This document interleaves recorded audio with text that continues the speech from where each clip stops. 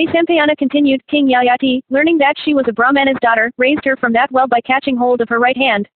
And the monarch promptly raising her from the pit and squinting to her tapering thighs, sweetly and courteously returned to his capital. When the son of Nahusha had gone away, Devayani of faultless features, afflicted with grief, then spoke unto her maid, Gurnika by name, who met her then. And she said, O Gurnika, go thou quickly and speak to my father without loss of time of everything as it hath happened. I shall not now enter the city of Vrishaparvan. Vaisampayana continued, Gurnika, thus commanded, repaired quickly to the mansion of the Asura chief, where she saw Kavya and spoke unto him with her perception dimmed by anger. And she said, I tell thee, O great Brahmana, that Devayani hath been ill-used, O fortunate one, in the forest by Sarmishta, the daughter of Vrishaparvan. And Kavya, hearing that his daughter had been ill-used by Sarmishta, speedily went out with a heavy heart, seeking her in the woods. And when he found her in the woods, he clasped her with affection and spoke unto her with voice choked with grief, O daughter, the weal or woe that befalleth people is always due to their own faults. Thou hast therefore some fault, I ween, which hath been expiated thus. Hearing this, Devayani replied, Be it a penalty or not, listen to me with attention. Oh, hear that all Sarmishta, the daughter of Vrishaparvan, hath said unto me. Really hath she said that thou art only the hired chanter of the praises of the Asura king. Even thus hath she, that Sarmishta, Vrishaparvan's daughter, spoken to me, with reddened eyes, these piercing and cruel words, Thou art the daughter of one that ever chanteth for hire the praises of others, of one that asketh for charities, of one that accepteth alms, whereas I am the daughter of one that receiveth adorations, of one that giveth, of one that never accepteth anything as gift. These have been the words repeatedly spoken unto me by the proud Sarmishta, the daughter of Vrishaparvan, with eyes red with anger. If, O father, I am really the daughter of a hired chanter of praises, of one that accepteth gifts, I must offer my adorations in the hope of obtaining her grace. Oh, of this I have already told her.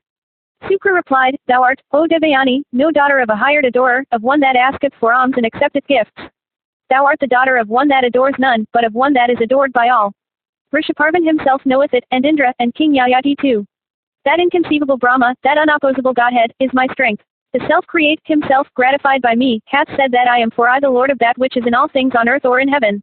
I tell thee truly that it is I who pour rain for the good of creatures and who nourish the annual plants that sustain all living things. Vaisampayana continued, It was by such sweet words of excellent import that the father endeavored to pacify his daughter afflicted with woe and oppressed by anger. Section LXXIX. Sambhava Parva continued. Sukra continued, Know, then, O Devayani, that he that mindeth not the evil speeches of others, conquereth everything. The wise say that he is a true charioteer who without slackening holdeth tightly the reins of his horses. He, therefore, is the true man that subdueth without indulging in his rising wrath. Know thou, O Devayani, that by him is everything conquered, who calmly subdueth his rising anger. He is regarded as a man who by having recourse to forgiveness, shaketh off his rising anger like a snake casting off its slough. He that suppresseth his anger, he that regardeth not the evil speeches of others, he that becometh not angry, though there be cause, certainly acquireth the four objects for which we live, viz. Virtue, profit, desire, and salvation, between him that performeth without fatigue sacrifices every month for 100 years, and him that never feeleth angry at anything, he that feeleth not wrath is certainly the higher. Boys and girls, unable to distinguish between right and wrong, quarrel with each other. The wise never imitate them. Devayani, on hearing this speech of her father, said, O father, I know, also what the difference is between anger and forgiveness as regards the power of each. But when a disciple behaveth disrespectfully, he should never be forgiven by the preceptor if the latter is really desirous of benefiting the former. Therefore, I do not desire to live any longer in a country where evil behavior is at a premium. The wise man desirous of good, should not dwell among those sinfully inclined men who always speak ill of good behavior and high birth. But there should one live, indeed, that hath been said to be the best of dwelling places, where good behavior and purity of birth are known and respected. The cruel words uttered by Vrishaparvan's daughter burn my heart even as men, desirous of kindling a fire, burn the dry fuel. I do not think anything more miserable for a man in the three worlds than to adore one's enemies blessed with good fortune, himself possessing none. It hath been indeed said by the learned that for such a man even death would be better. Section LXXX. Sambhava Parva continued. Vaisampayana said, Then Kavya, the foremost of Bhrigu's line, became angry himself. And approaching Vrishaparvan where the latter was seated, began to address him without weighing his words. O king, he said, sinful acts do not, like the earth, bear fruit immediately. But gradually and secretly do they extirpate their doers. Such fruit visiteth either in one's own self, one's son, or one's grandson. Sins must bear their fruit. Like rich food they can never be digested. And because ye slew the Brahmana Kacha, the grandson of Angiras, who was virtuous, acquainted with the precepts of religion, and attentive to his duties, while residing in my abode, even for this act of slaughter and for the maltreatment of my daughter too, know, O Vrishaparvan, I shall leave thee and thy relatives. Indeed, O king, for this, I can no longer stay with thee. Dost thou, O Asura chief, think that I am a raving liar? Thou makest light of thy offense without seeking to correct it. Vrishaparvan then said, O son of Bhrigu, never have I attributed want of virtue, of falsehood, to thee.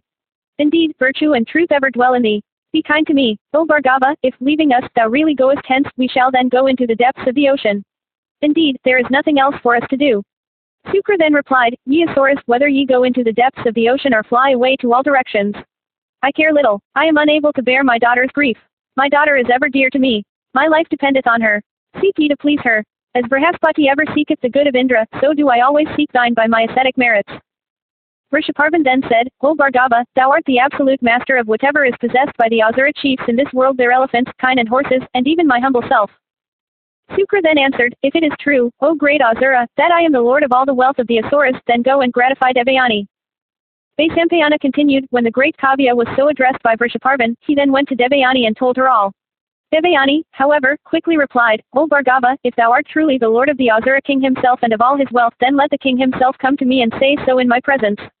Vrishaparvan then approached Devayani and told her, O Devayani of sweet smiles, whatever thou desirest I am willing to give thee, however difficult it may be to grant the same. Devayani answered, I desire Sarmishta with 1,000 maids to wait on me. She must also follow me to where my father may give me away. Vrishaparvan then commanded a maidservant in attendance on him, saying, Go and quickly bring Sarmishta hither. Let her also accomplish what Devayani wisheth. Vaisampayana continued, the maidservant then repaired to Sarmishta and told her, O amiable Sarmishta, rise and follow me. Accomplish the good of thy relatives. Urged by Devayani, the Brahmana, Sukra, is on the point of leaving his disciples, the Asuras. O sinless one, thou must do what Devayani wisheth. Sarmishta replied, I shall cheerfully do what Devayani wisheth. Urged by Devayani, Sukra is calling me. Both Sukra and Devayani must not leave the Asuras through my fault. Vaisampayana continued, commanded by her father, then, Sarmishta, accompanied by 1,000 maidens, soon came, in a palanquin, out of her father's excellent mansion. And approaching Devayani she said, With my 1,000 maids, I am thy waiting maid. And I shall follow thee where thy father may give thee away. Devayani replied, I am the daughter of one who chanteth the praises of thy father, and who beggeth and accepteth alms, thou, on the other hand, art the daughter of one who is adored. How canst thou be my waiting maid?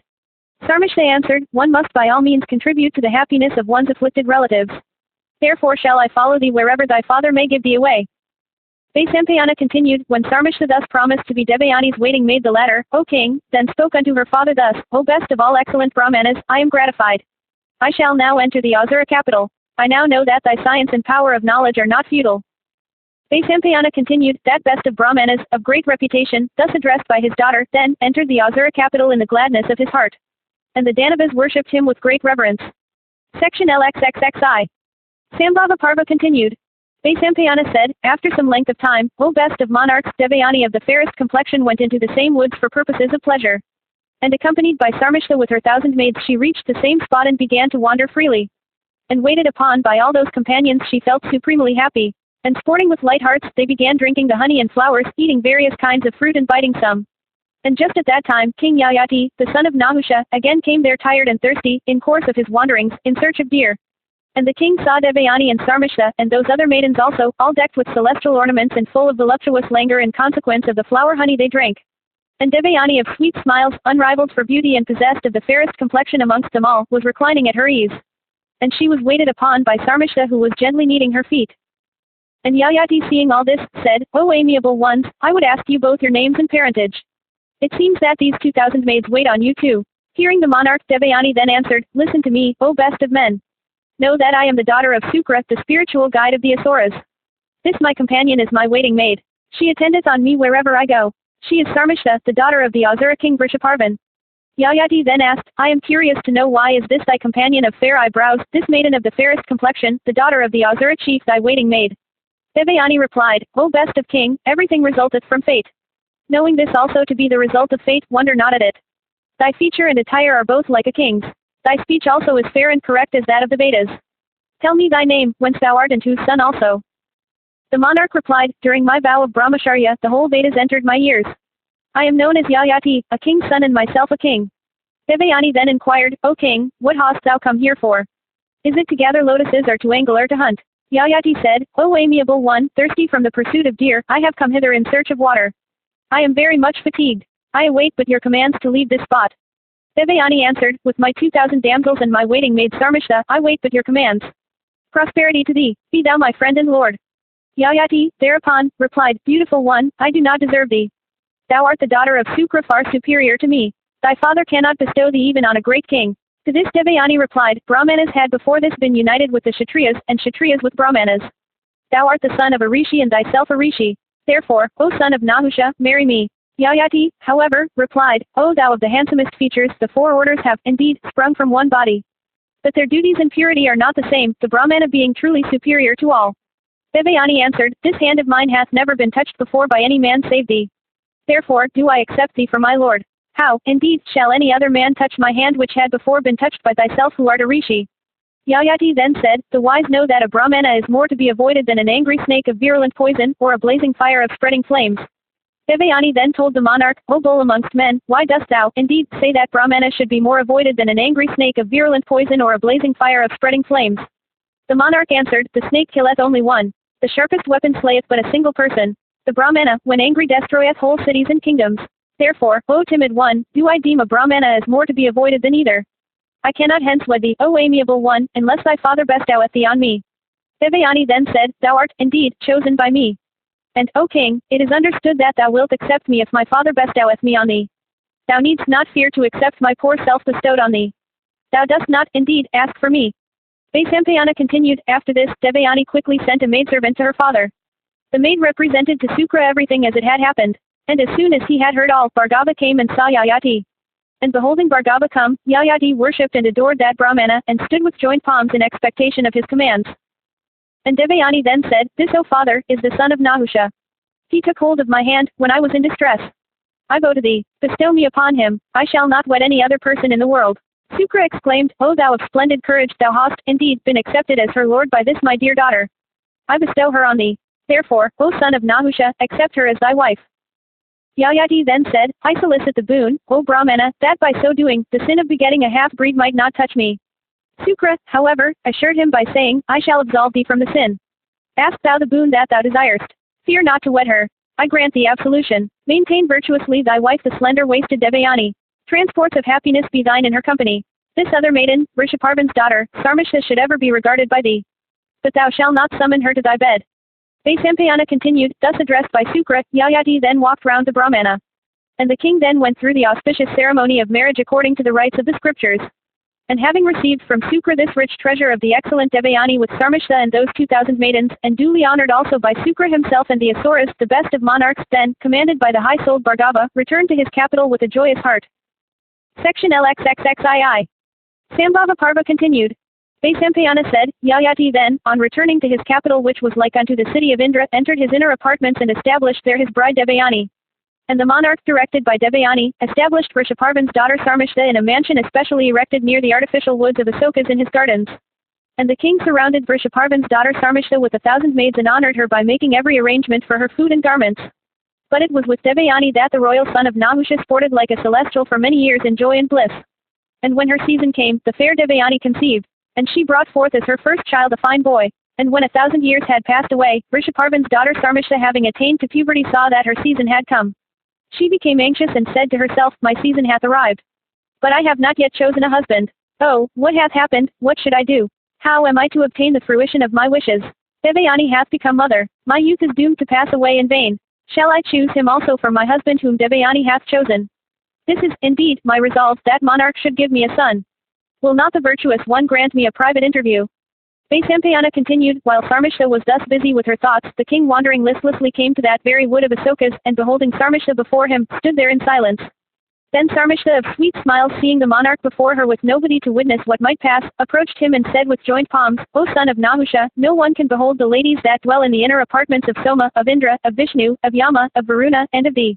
Thou knowest, O king, that I am both handsome and well born. I solicit thee, O king. My season hath arrived. See that it goeth not in vain. Yayati answered, Well do I know that honor of birth is thine, born as thou art in the proud race of the Danavas. Thou art also gifted with beauty. I do not, indeed, see even the speck of a fault in thy feature. But Usanas commanded me, while I was united with Devayani, that never should Vrishaparvan's daughter he summon to my bed. Sarmisha then said, It hath been said, O king, that it is not sinful to lie on the occasion of a joke, in respect of women sought to be enjoyed, on occasions of marriage, in peril of immediate death and of the loss of one's whole fortune. Lying is excusable on these 5 occasions. O king, it is not true that he is fallen who speaks not the truth when asked. Both Devayani and myself have been called hither as companions to serve the same purpose. When, therefore, thou hadst said that you wouldst confine thyself to one only amongst us, that was a lie thou hadst spoken. Yayati replied, a king should ever be a model in the eyes of his people. That monarch certainly meets with destruction who speaks in untruth. As for myself, I dare not speak in untruth even if the greatest loss threatens me. Sarmishta answered, O monarch, one may look upon her friend's husband as her own. One's friend's marriage is the same as one's own. Thou hast been chosen by my friend as her husband. Thou art as much my husband, therefore. Yayati then said, it is, indeed my vow always to grant what one asketh. As thou askest me, tell me then what I am to do. Sarmishta then said, absolve me, O king, from sin. Protect my virtue. Becoming a mother by thee, let me practice the highest virtue in this world. It is said, O king, that a wife, a slave, and a son can never earn wealth for themselves. What they earn always belongeth to him who owneth them. I am, indeed, the slave of Devayani. Thou art Devayani's master and lord. Thou art therefore, O king, my master and lord as much as Devayani's. I solicit thee, oh, fulfill my wishes. Vaisampayana continued, thus addressed by Sarmishta, the monarch was persuaded into the truth of all she spoke.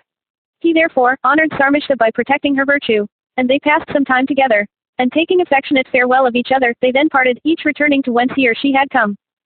And it came to pass that Sarmishta of sweet smiles and fair eyebrows conceived in consequence of that connection of hers with that best of monarchs. And, O king, that lotus-eyed lady then in due course of time brought forth a son of the splendor of a celestial child and of eyes like lotus petals. Section LXXXIII. Sambhava Parva continued. Vaisampayana said, when Devayani of sweet smiles heard of the birth of this child, she became jealous, and O Bharata, Sarmishta became an object of her unpleasant reflections. And Devayani, repairing to her, addressed her thus, O thou of fair eyebrows, what sin is this thou hast committed by yielding to the influence of lust? Sarmishta replied, a certain rishi of virtuous soul and fully conversant with the Vedas came to me. Capable of granting boons, he was solicited by me to grant my wishes that were based on considerations of virtue. O thou of sweet smiles, I would not seek the sinful fulfillment of my desires. I tell thee truly that this child of mine is by that rishi. Devayani answered, it is all right if that be the case, O timid one. But if the lineage, name, and family of that Brahmana be known to thee, I should like to hear them. Sarmishta replied, O thou of sweet smiles, in asceticism and energy, that rishi is resplendent like the sun himself. Beholding him, I had not any need to make these inquiries. Devayani then said, if this is true, if indeed, thou hast obtained thy child from such a superior Brahmana, then, O Sarmishta, I have no cause of anger. Vaisampayana continued, having thus talked and laughed with each other, they separated, Devayani returning to the palace with the knowledge imparted to her by Sarmishta. And, O king, Yayati also begot on Devayani 2 sons called Yadu and Turvasu, who were like Indra and Vishnu. And Sarmishta, the daughter of Vrishaparvan, became through the royal sage the mother of 3 sons in all, named Rahu, Anu, and Puru. And, O king, it so came to pass that one day Devayani of sweet smiles, accompanied by Yayati, went into a solitary part of the woods, in the king's extensive park. And there she saw 3 children of celestial beauty playing with perfect trustfulness. And Devayani asked in surprise, whose children are they, O king, who are so handsome and so like unto the children of the celestials? In splendor and beauty they are like thee, I should think. Vaisampayana continued, and Devayani without waiting for a reply from the king, asked the children themselves, ye children, what is your lineage? Who is your father? Answer me truly. I desire to know all. Those children then pointed at the king, with their forefingers, and spoke of Sarmishta as their mother. And having so said, the children approached the king to clasp his knees. But the king dared not caress them in the presence of Devayani. The boys then left the place, and made towards their mother, weeping in grief. And the king, at this conduct of the boys, became very much abashed. But Devayani, marking the affection of the children for the king, learned the secret, and addressing Sarmishta, said, how hast thou dared to do me an injury, being, as thou art dependent on me? Dost thou not fear to have recourse once more to that Asura custom of thine? Sarmishta said, O thou of sweet smiles, all that I told thee of a rishi is perfectly true. I have acted rightly and according to the precepts of virtue, and therefore do I not fear thee. When thou hadst chosen the king for thy husband, I too chose him as mine. O beautiful one, a friend's husband is, according to usage, one's own husband as well. Thou art the daughter of a Brahmana and, therefore, deservest my worship and regard. But dost thou not know that this royal sage is held by me in greater esteem still?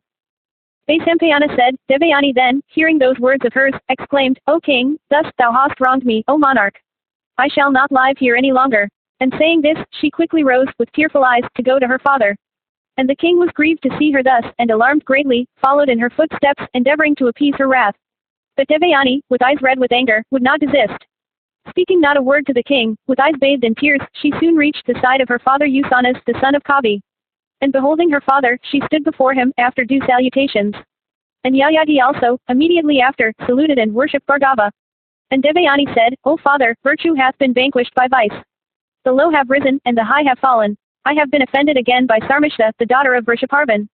3 sons have been begotten upon her by this king Yayati.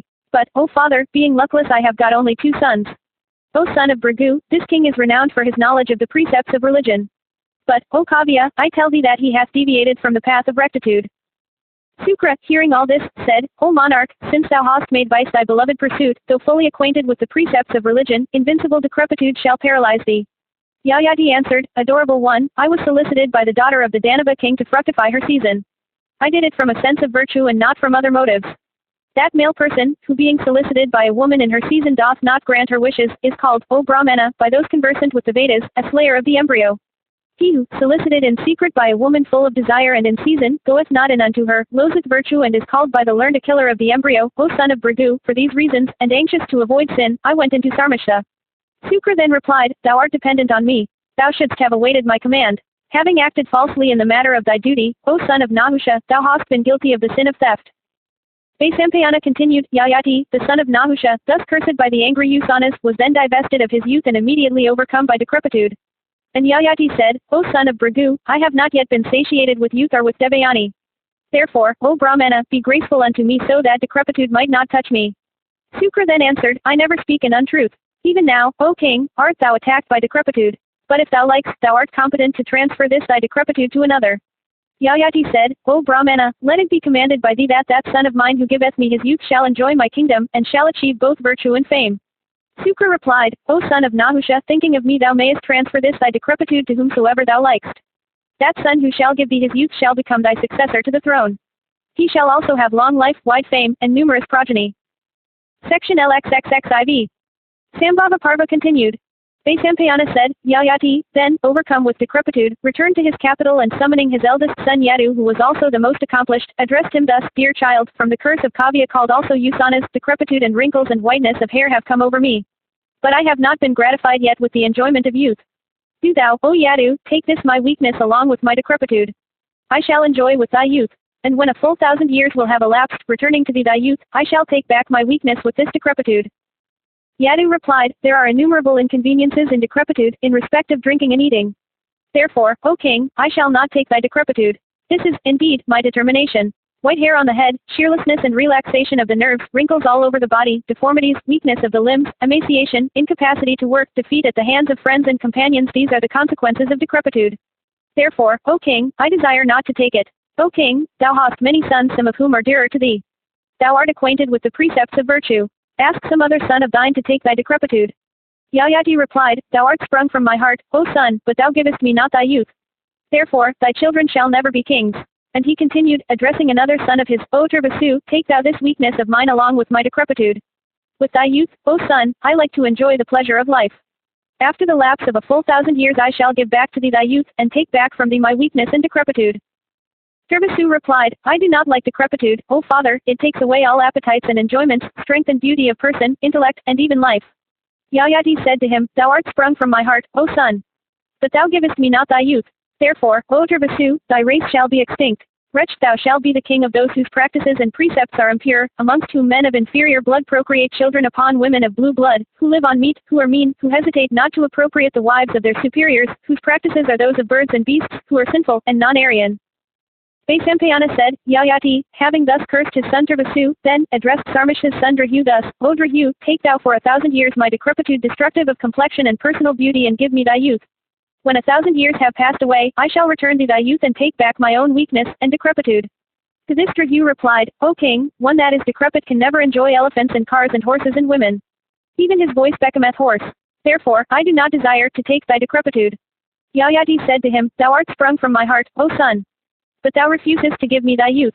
Therefore, thy most cherished desires shall never be fulfilled. Thou shalt be king only in name, of that region where there are no roads for the passage of horses and cars and elephants, and good vehicles, and asses, and goats and bullocks, and palanquins, where there is swimming only by rafts and floats.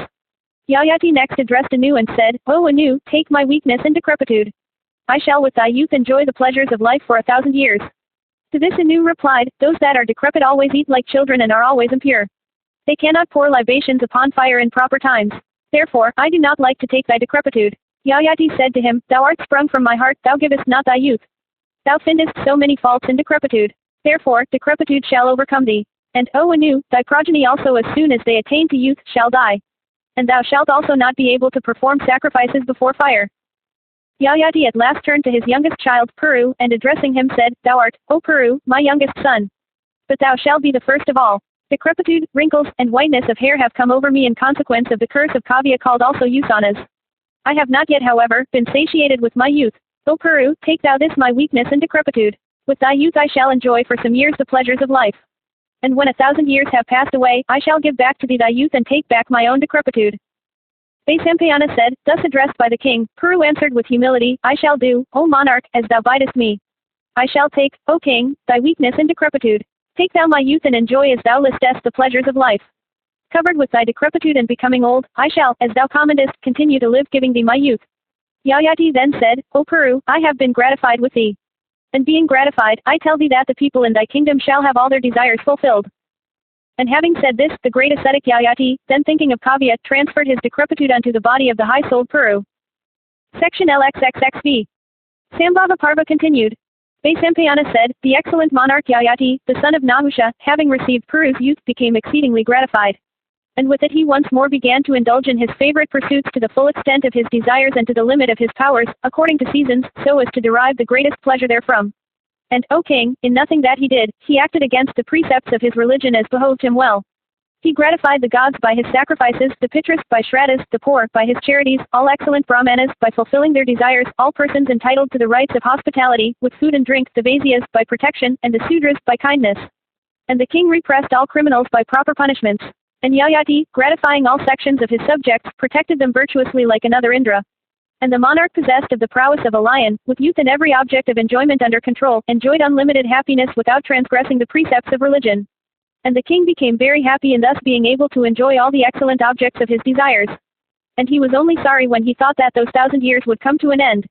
And having obtained youth for 1,000 years, the king acquainted with the mysteries of time, and watching proper Kalas and Kashas sported with the celestial damsel, Viswaki, sometimes in the beautiful garden of Indra, sometimes in Alaka, the city of Kuvera, and sometimes on the summit of the mountain Meru on the north. And when the virtuous monarch saw that the 1,000 years were full, he summoned his son, Puru, and addressed him thus, O oppressor of foes, with thy youth, O son, I have enjoyed the pleasures of life, each according to its season to the full extent of my desires, to the limit of my powers. Our desires, however, are never gratified by indulgence.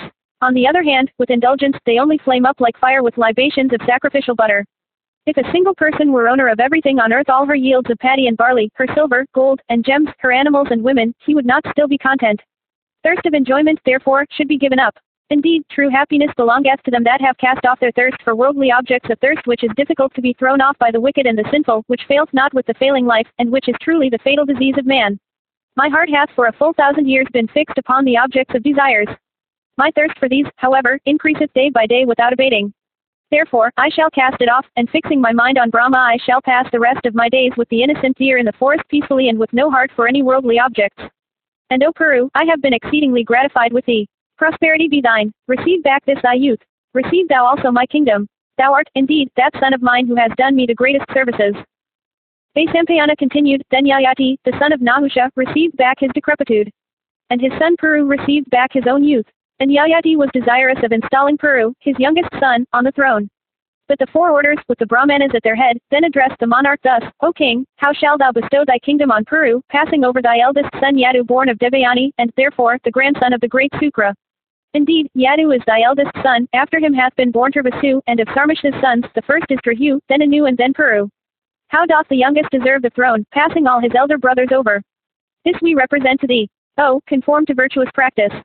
Yayati then said, Ye four orders with Brahmanas at their head, hear my words as to why my kingdom should not be given to my eldest son. My commands have been disobeyed by my eldest son, Yadu. The wise say that he is no son who disobeyeth his father. That son, however, who doth the bidding of his parents, who seeketh their good, who is agreeable to them, is indeed the best of sons. I have been disregarded by Yadu and by Turvasu, too. Much I have been disregarded by Drahu and by Anu also. By Puru alone hath my word been obeyed. By him have I been much regarded. Therefore, the youngest shall be my heir. He took my decrepitude. Indeed, Puru is my friend. He did what was so agreeable to me. It hath also been commanded by Sukra himself, the son of Kavi, that son of mine who should obey me will become king after me and bring the whole earth under his sway. I, therefore, beseech thee, let Puru be installed on the throne. The people then said, True it is, O king, that son who is accomplished and who seeketh the good of his parents, deserveth prosperity even if he be the youngest.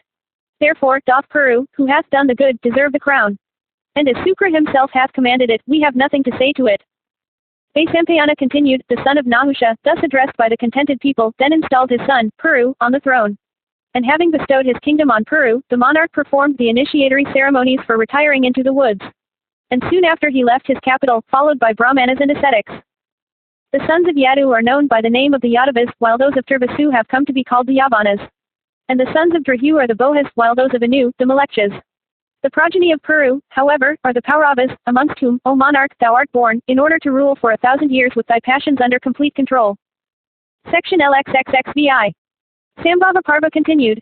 Vaisampayana said, King Yayati, the son of Nahusha, having thus installed his dear son on the throne, became exceedingly happy, and entered into the woods to lead the life of a hermit.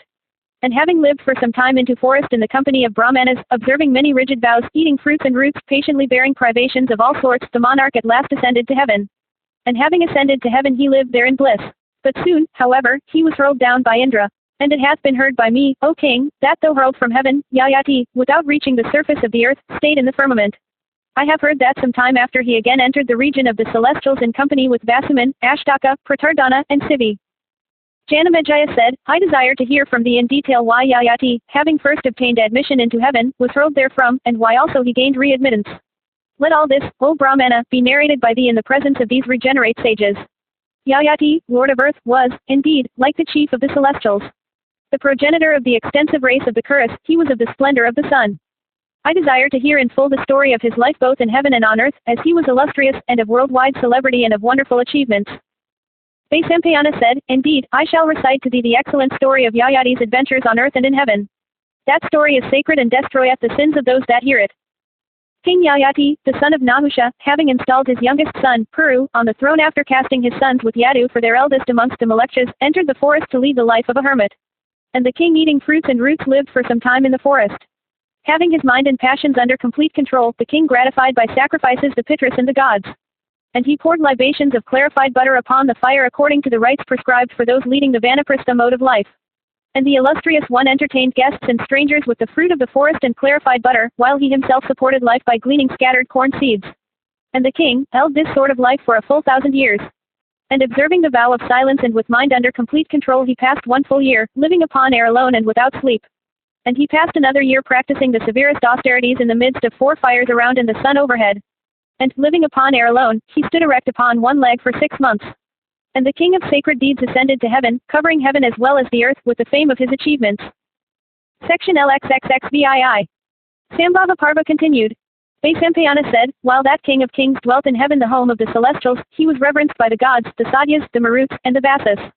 Of sacred deeds, and mind under complete control, the monarch used to repair now and then from the abode of the celestials unto the region of Brahman. And it hath been heard by me that he dwelt for a long time in heaven. One day that best of kings, Yayati, went to Indra, and there in course of conversation the lord of earth was asked by Indra as follows. What didst thou say, O king, when thy son Puru took thy decrepitude on earth and when thou gavest him thy kingdom? Yayati answered, I told him that the whole country between the rivers Ganga and Yamuna was his. That is, indeed, the central region of the earth, while the outlying regions are to be the dominions of thy brothers. I also told him that those without anger were ever superior to those under its sway, those disposed to forgive were ever superior to the unforgiving. Man is superior to the lower animals. Among men again the learned are superior to the unlearned. If wronged, thou shouldst not wrong in return. One's wrath, if disregarded, burneth one's own self, but he that regardeth it not taketh away all the virtues of him that exhibiteth it. Never shouldst thou pain others by cruel speeches. Never subdue thy foes by despicable means, and never utter such scorching and sinful words as may torture others. He that pricketh as if with thorns men by means of hard and cruel words, thou must know, ever carrieth in his mouth the Rakshasas. Prosperity and luck fly away at his very sight. Thou shouldst ever keep the virtuous before thee as thy models, thou shouldst ever with retrospective eye compare thy acts with those of the virtuous, thou shouldst ever disregard the hard words of the wicked. Thou shouldst ever make the conduct of the wise the model upon which thou art to act thyself. The man hurt by the arrows of cruel speech hurled from one's lips, weepeth day and night. Indeed, these strike at the core of the body. Therefore the wise never fling these arrows at others. There is nothing in the 3 worlds by which thou canst worship and adore the deities better than by kindness, friendship, charity and sweet speeches unto all. Therefore, shouldst thou always utter words that soothe, and not those that scorch. And thou shouldst regard those that deserve thy regards, and shouldst always give but never beg. Section LXXXVIII. Sambhava Parva continued. Vaisampayana said, all to this Indra again asked Yayati, thou didst retire into the woods, O king, after accomplishing all thy duties. O Yayati, son of Nahusha, I would ask thee to whom thou art equal in ascetic austerities. Yayati answered, O Vasava, I do not, in the matter of ascetic austerities, behold my equal among men, the celestials, the Gandharvas, and the great rishis. Indra then said, O monarch, because thou disregardest those that are thy superiors, thy equals, and even thy inferiors, without, in fact, knowing their real merits, thy virtues have suffered diminution and thou must fall from heaven. Yayati then said, O Sakra, if, indeed, my virtues have really sustained diminution and I must on that account fall down from heaven, I desire, O chief of the celestials, that I may at least fall among the virtuous and the honest. Indra replied, O king, thou shalt fall among those that are virtuous and wise, and thou shalt acquire also much renown. And after this experience of thine, O Yayati, never again disregard those that are thy superiors or even thy equals. Vaisampayana continued, upon this, Yayati fell from the region of the celestials. And as he was falling, he was beheld by that foremost of royal sages, viz., Ashtaka, the protector of his own religion. Ashtaka beholding him, inquired, Who art thou, O youth of a beauty equal to that of Indra, in splendor blazing as the fire, thus falling from on high? Art thou that foremost of sky-ranging bodies, the sun emerging from dark masses of clouds? Beholding thee falling from the solar course, possessed of immeasurable energy and the splendor of fire or the sun, every one is curious as to what it is that is so falling, and is, besides, deprived of consciousness. Beholding thee in the path of the celestials, possessed of energy like that of Sakra, or Surya, or Vishnu, we have approached thee to ascertain the truth. If thou hadst first asked us who we were, we would never have been guilty of the incivility of asking thee first. We now ask thee who thou art and why thou approachest hither. Let thy fears be dispelled, let thy woes and afflictions cease. Thou art now in the presence of the virtuous and the wise. Even Sakra himself, the slayer of Vala, cannot here do thee any injury. O thou of the prowess of the chief of the celestials, the wise and the virtuous are the support of their brethren in grief. Here there are none but the wise and virtuous like thee assembled together. Therefore, stay thou here in peace. Fire alone hath power to give heat. The earth alone hath power to infuse life into the seed. The sun alone hath power to illuminate everything. So the guest alone hath power to command the virtuous and the wise. Section LXXXIX. Sambhava Parva continued. Yayati said, I am Yayati, the son of Nahusha and the father of Puru. Cast off from the region of the celestials and of siddhas and rishis for having disregarded every creature, I am falling down, my righteousness having sustained diminution. In years I am older than you, therefore, I have not saluted you first. Indeed, the Brahmanas always reverence him who is older in years or superior in learning or in ascetic merit. Ashtaka then replied, Thou sayest, O monarch, that he who is older in years is worthy of regard. But it is said that he is truly worthy of worship who is superior in learning and ascetic merit. Yayati replied to this, It is said that sin destroyeth the merits of 4 virtuous acts. Vanity containeth the element of that which leadeth to hell. The virtuous never follow in the footsteps of the vicious. They act in such a way that their religious merit always increaseth. I myself had great religious merit, but all that, however, is gone. I will scarcely be able to regain it even by my best exertions. Beholding my fate, he that is bent upon achieving his own good will certainly suppress vanity. He who having acquired great wealth performeth meritorious sacrifices, who having acquired all kinds of learning remaineth humble, and who having studied the entire Vedas devoteth himself to asceticism with a heart withdrawn from all mundane enjoyments, goeth to heaven. None should exult in having acquired great wealth. None should be vain of having studied the entire Vedas. In the world men are of different dispositions. Destiny is supreme. Both power and exertion are all fruitless. Knowing destiny to be all-powerful, the wise, whatever their portions may be, should neither exult nor grieve. When creatures know that their weal and woe are dependent on destiny and not on their own exertion or power, they should neither grieve nor exult, remembering that destiny is all-powerful. The wise should ever live contented, neither grieving at woe nor exulting at weal. When destiny is supreme, both grief and exultation are unbecoming. O Ashtaka, I never suffer myself to be overcome by fear, nor do I ever entertain grief, knowing for certain that I shall be in the world what the great disposer of all hath ordained. Insects and worms, all oviparous creatures, vegetable existences, all crawling animals, vermin, the fish in the water, stones, grass, wood, in fact, all created things, when they are freed from the effects of their acts, are united with the Supreme Soul. Happiness and misery are both transient. Therefore, O Ashtaka, why should I grieve? We can never know how we are to act in order to avoid misery. Therefore, none should grieve for misery. Possessed of every virtue, King Yayati, who was the maternal grandfather of Ashtaka, while staying in the welkin, at the conclusion of his speech, was again questioned by Ashtaka. The latter said, O King of Kings, tell me, in detail, of all those regions that thou hast visited and enjoyed, as well as the period for which thou hast enjoyed each. Thou speakst of the precepts of religion even like the clever masters acquainted with the acts and sayings of great beings. Yayati replied, I was a great king on earth, owning the whole world for my dominion. Leaving it, I acquired by dint of religious merit many high regions. There I dwelt for a full 1,000 years, and then I attained to a very high region, the abode of Indra, of extraordinary beauty, having 1,000 gates, and extending over 100 yohanas all round. There too, I dwelt a full 1,000 years and then attained to a higher region still. That is the region of perfect beatitude, where decay never exists, the region, viz. That of the Creator and the Lord of earth, so difficult of attainment. There also I dwelt for a full 1,000 years, and then attained to another very high region, viz. That of the God of gods, Vishnu, where, too, I had lived in happiness. Indeed, I dwelt in various regions, adored by all the celestials, and possessed of prowess and splendor equal unto those of the celestials themselves. Capable of assuming any form at will, I lived for 1,000,000 years in the gardens of Nandana, sporting with the apsaras and beholding numberless beautiful trees clad in flowery vesture and sending forth delicious perfume all round. And after many, many years had elapsed, while still residing there in enjoyment of perfect beatitude, the celestial messenger of grim visage, one day, in a loud and deep voice, thrice shouted to me, "Ruined! Ruined! Ruined, O lion among kings, this much do I remember. I was then fallen from Nandana, my religious merits gone. I heard in the skies, O king, the voices of the celestials exclaiming in grief, alas! What a misfortune! Yayati, with his religious merits destroyed, though virtuous and of sacred deeds, is falling, and as I was falling, I asked them loudly, where, ye celestials, are those wise ones amongst whom I am to fall? They pointed out to me this sacred sacrificial region belonging to you. Beholding the curls of smoke blackening the atmosphere and smelling the perfume of clarified butter poured incessantly upon fire, and guided thereby, I am approaching this region of yours, glad at heart that I come amongst you." Section XC. Mahabharata Parva continued. Ashtaka said, "Capable of assuming any form at will, thou hast lived for 1,000,000 years in the gardens of Nandana. For what cause, O foremost of those that flourished in the Krita age, hast thou been compelled to leave that region and come hither?" Yayati answered, "As kinsmen, friends, and relatives forsake, in this world, those whose wealth disappears, so, in the other world, the celestials with Indra as their chief forsake him who hath lost his righteousness." Ashtaka said, "I am extremely anxious to know how in the other world men can lose virtue. Tell me also, O king, what regions are attainable by what courses of action? Thou art acquainted, I know, with the acts and sayings of great beings." Yayati answered, "O pious one, they that speak of their own merits are doomed to suffer the hell called Bama. Though really emaciated and lean, they appear to grow on earth, in the shape of their sons and grandsons, only to become food for vultures, dogs, and jackals. Therefore, O king, this highly censurable and wicked vice should be repressed. I have now, O king, told thee all. Tell me what more I shall say." Ashtaka said, "When life is destroyed with age, vultures, peacocks, insects, and worms eat up the human body. Where doth man then reside? How doth he also come back to life? I have never heard of any hell called Bama on earth." Yayati answered, "After the dissolution of the body, man, according to his acts, re-entereth the womb of his mother and stayeth there in an indistinct form, and soon after assuming a distinct and visible shape reappeareth in the world and walketh on its surface. This is that earth hell, Bama, where he falleth, for he beholdeth not the termination of his existence and acteth not towards his emancipation. Some dwell for 60,000 years, some for 80,000 years in heaven, and then they fall. And as they fall, they are attacked by certain Rakshasas in the form of sons, grandsons, and other relatives that withdraw their hearts from acting for their own emancipation."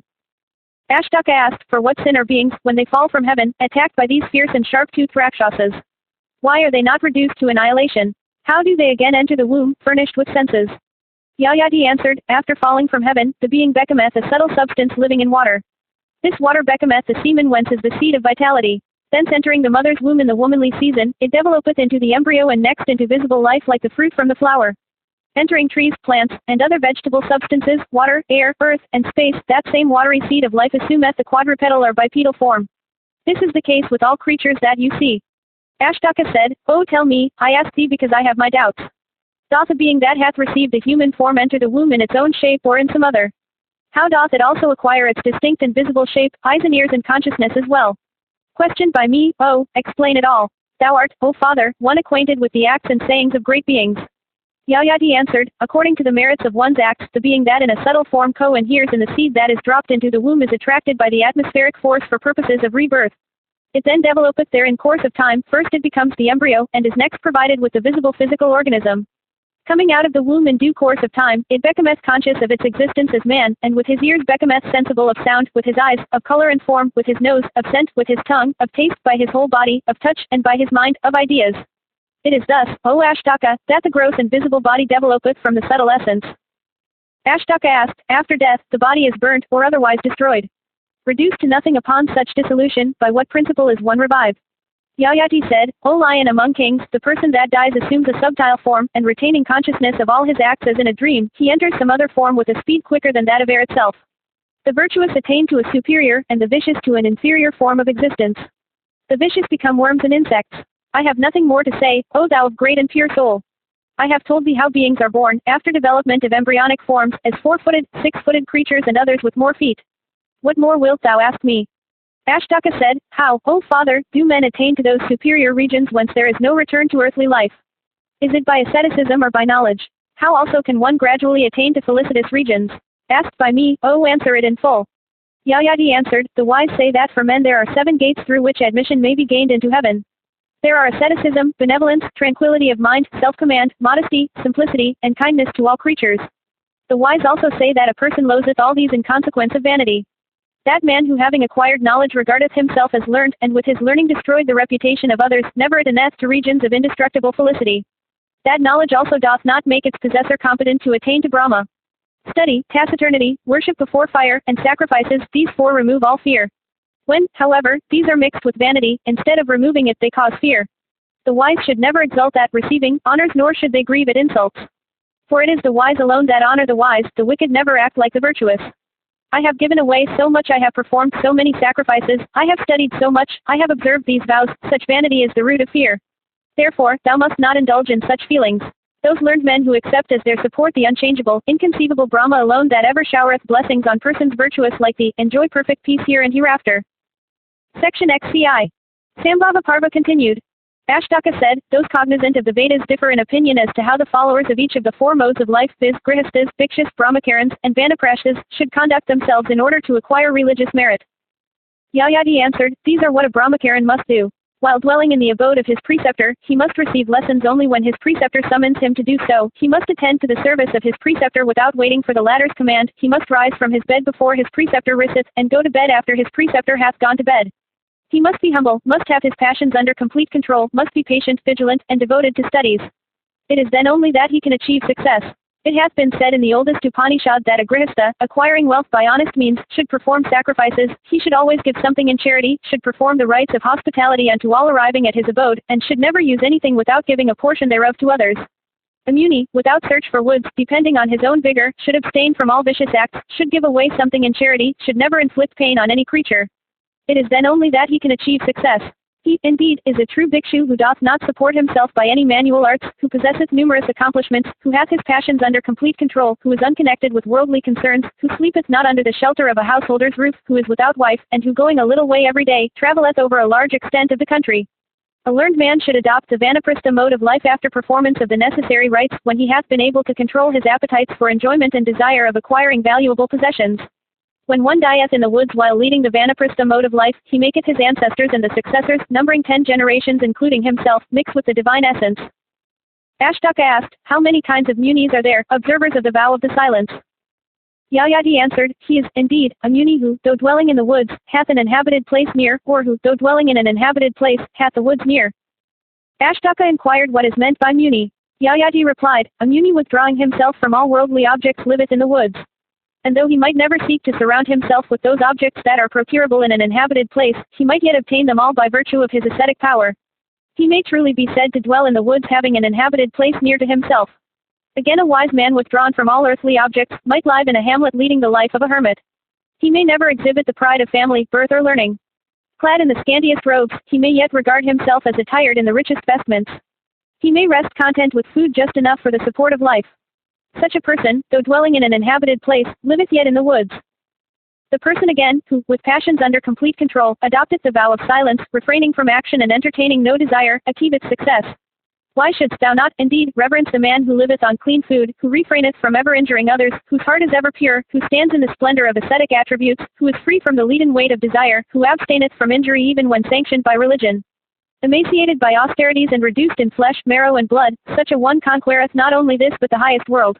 And when the muni sits in yoga meditation, becoming indifferent to happiness and misery, honor and insult, he then leaveth the world and enjoyeth communion with Brahma.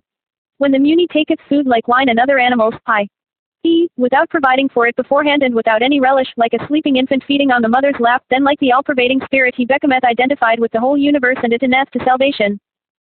Section XCII. Sambhava Parva continued.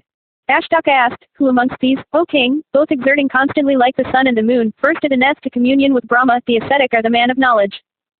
Yayati answered, the wise, with the help of the Vedas and of knowledge, having ascertained the visible universe to be illusory, instantly realizes the Supreme Spirit as the sole existent independent essence. While they that devote themselves to yoga meditation take time to acquire the same knowledge, for it is by practice alone that these latter divest themselves of the consciousness of quality. Hence the wise attain to salvation first. Then again, if the person devoted to yoga find not sufficient time in one life to attain success, being held astray by the attractions of the world, in his next life he is benefited by the progress already achieved, for he devoteth himself regretfully to the pursuit of success. But the man of knowledge ever beholdeth the indestructible unity, and is, therefore, though steeped in worldly enjoyments, never affected by them at heart. Therefore, there is nothing to impede his salvation. He, however, who fails to attain to knowledge, should yet devote himself to piety as dependent on action, sacrifices and see. But he that devoteth himself to such piety, moved thereto by desire of salvation, can never achieve success. His sacrifices bear no fruit and partake of the nature of cruelty. Piety which is dependent on action that proceedeth not from the desire of fruit, is, in case of such men, yoga itself. Ashtaka said, O king, thou lookest like a young man, thou art handsome and decked with a celestial garland. Thy splendor is great. Whence dost thou come and where dost thou go? Whose messenger art thou? Art thou going down into the earth? Yayati said, fallen from heaven upon the loss of all my religious merits, I am doomed to enter the earth hell. Indeed, I shall go there after I have finished my discourse with you. Even now the regents of the points of the universe command me to hasten thither. And, O king, I have obtained it as a boon from Indra that though fall I must upon the earth, yet I should fall amidst the wise and the virtuous. Ye are all wise and virtuous that are assembled here. Ashtaka said, thou art acquainted with everything. I ask thee, O king, are there any regions for myself to enjoy in heaven or in the firmament? If there be, then, thou shalt not fall, though falling. Yayati answered, O king, there are as many regions for thee to enjoy in heaven even as the number of kine and horses on earth with the animals in the wilderness and on the hills. Ashtaka said, if there are worlds for me to enjoy, as fruits of my religious merits, in heaven, O king, I give them all unto thee.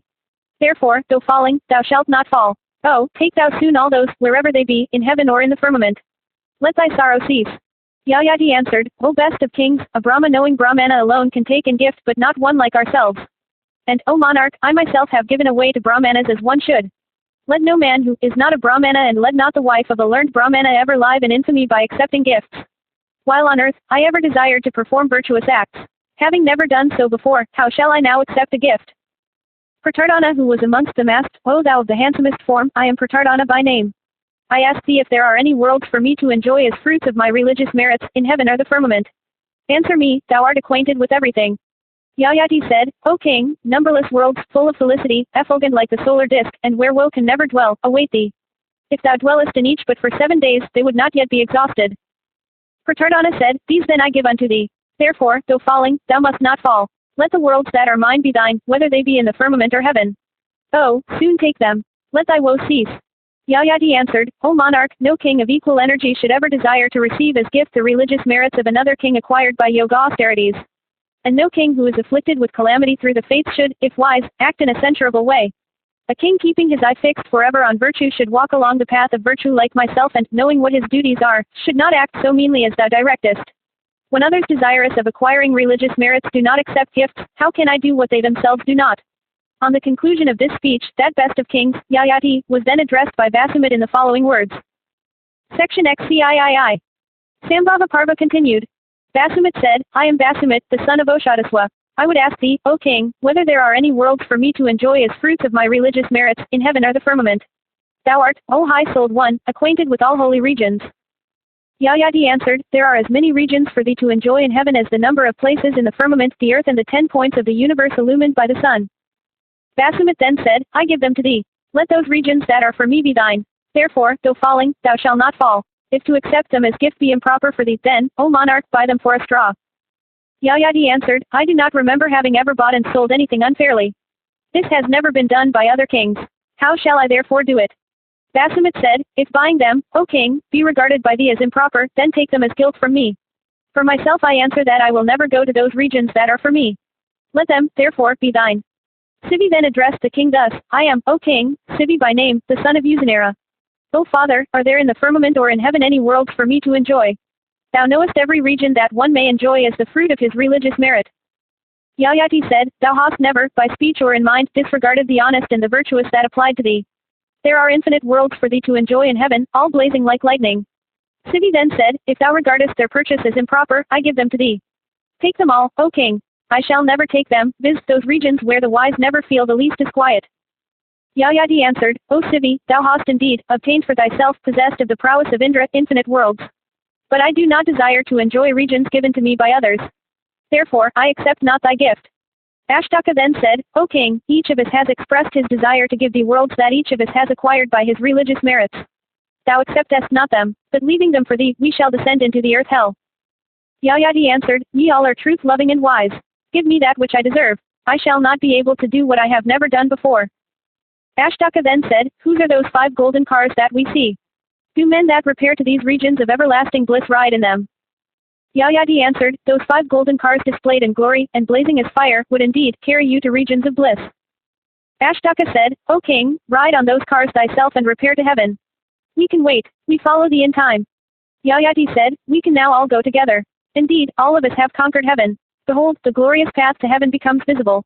Vaisampayana continued, Then all those excellent monarchs riding in those cars set out for heaven for gaining admittance into it, illuminating the whole firmament by the glory of their virtues. Then Ashtaka, breaking the silence, asked, I had always thought that Indra was my especial friend, and that I, of all others, should first obtain admittance into heaven. But how is it that Usanara's son, Sivi, hath already left us behind? Yayati answered, This Usanara's son had given all he possessed for attaining to the region of Brahman. Therefore, is he the foremost among us. Besides, Sivi's liberality, asceticism, truth, virtue, modesty, forgiveness, amiability, desire of performing good acts, have been so great that none can measure them. Vaisampayana continued, After this, Ashtaka, impelled by curiosity, again asked his maternal grandfather resembling Indra himself, saying, O king, I ask thee, tell me truly, whence thou art, who thou art, and whose son? Is there any other Brahmana or Kshatriya who hath done what thou didst on earth? Yayati answered, I tell thee truly, I am Yayati, the son of Nahusha and the father of Puru. I was lord of all the earth.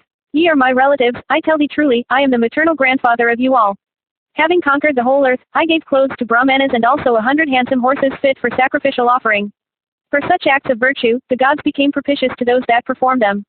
I also gave to Brahmanas this whole earth with her horses and elephants and kine and gold all kinds of wealth, along with 100 arbutas of excellent milch cows.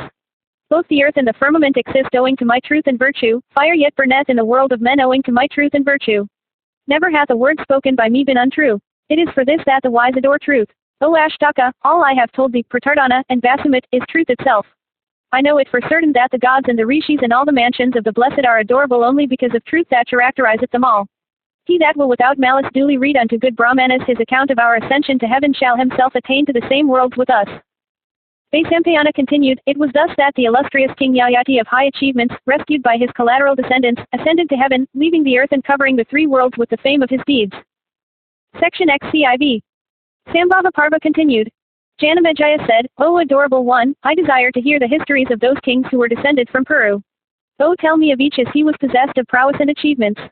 I have, indeed, heard that in Puru's line there was not a single one who was wanting in good behavior and prowess, or who was without sons. O thou of ascetic wealth, I desire to hear the histories in detail of those famous monarchs endued with learning and all accomplishments. Vaisampayana said, Asked by thee, I shall tell thee all about the heroic kings in Puru's line, all equal unto Indra in prowess, possessing great affluence and commanding the respect of all for their accomplishments. Puru had by his wife Pashti 3 sons, Pravira, Aiswara, and Radraswa, all of whom were mighty car warriors. Amongst them, Pravira was the perpetuator of the dynasty. Pravira had by his wife Suraseni a son named Manasyu. And the latter of eyes like lotus petals had his sway over the whole earth bounded by the 4 seas. And Manasyu had for his wife Saviri. And he begat upon her 3 sons called Sakta, Sahana, and Bagmi. And they were heroes in battle and mighty car warriors. The intelligent and virtuous Kadraswa begat upon the Aspara Misraksi 10 sons who were all great bowmen. And they all grew up into heroes, performing numerous sacrifices in honor of the gods. And they all had sons, were learned in all branches of knowledge and ever devoted to virtue.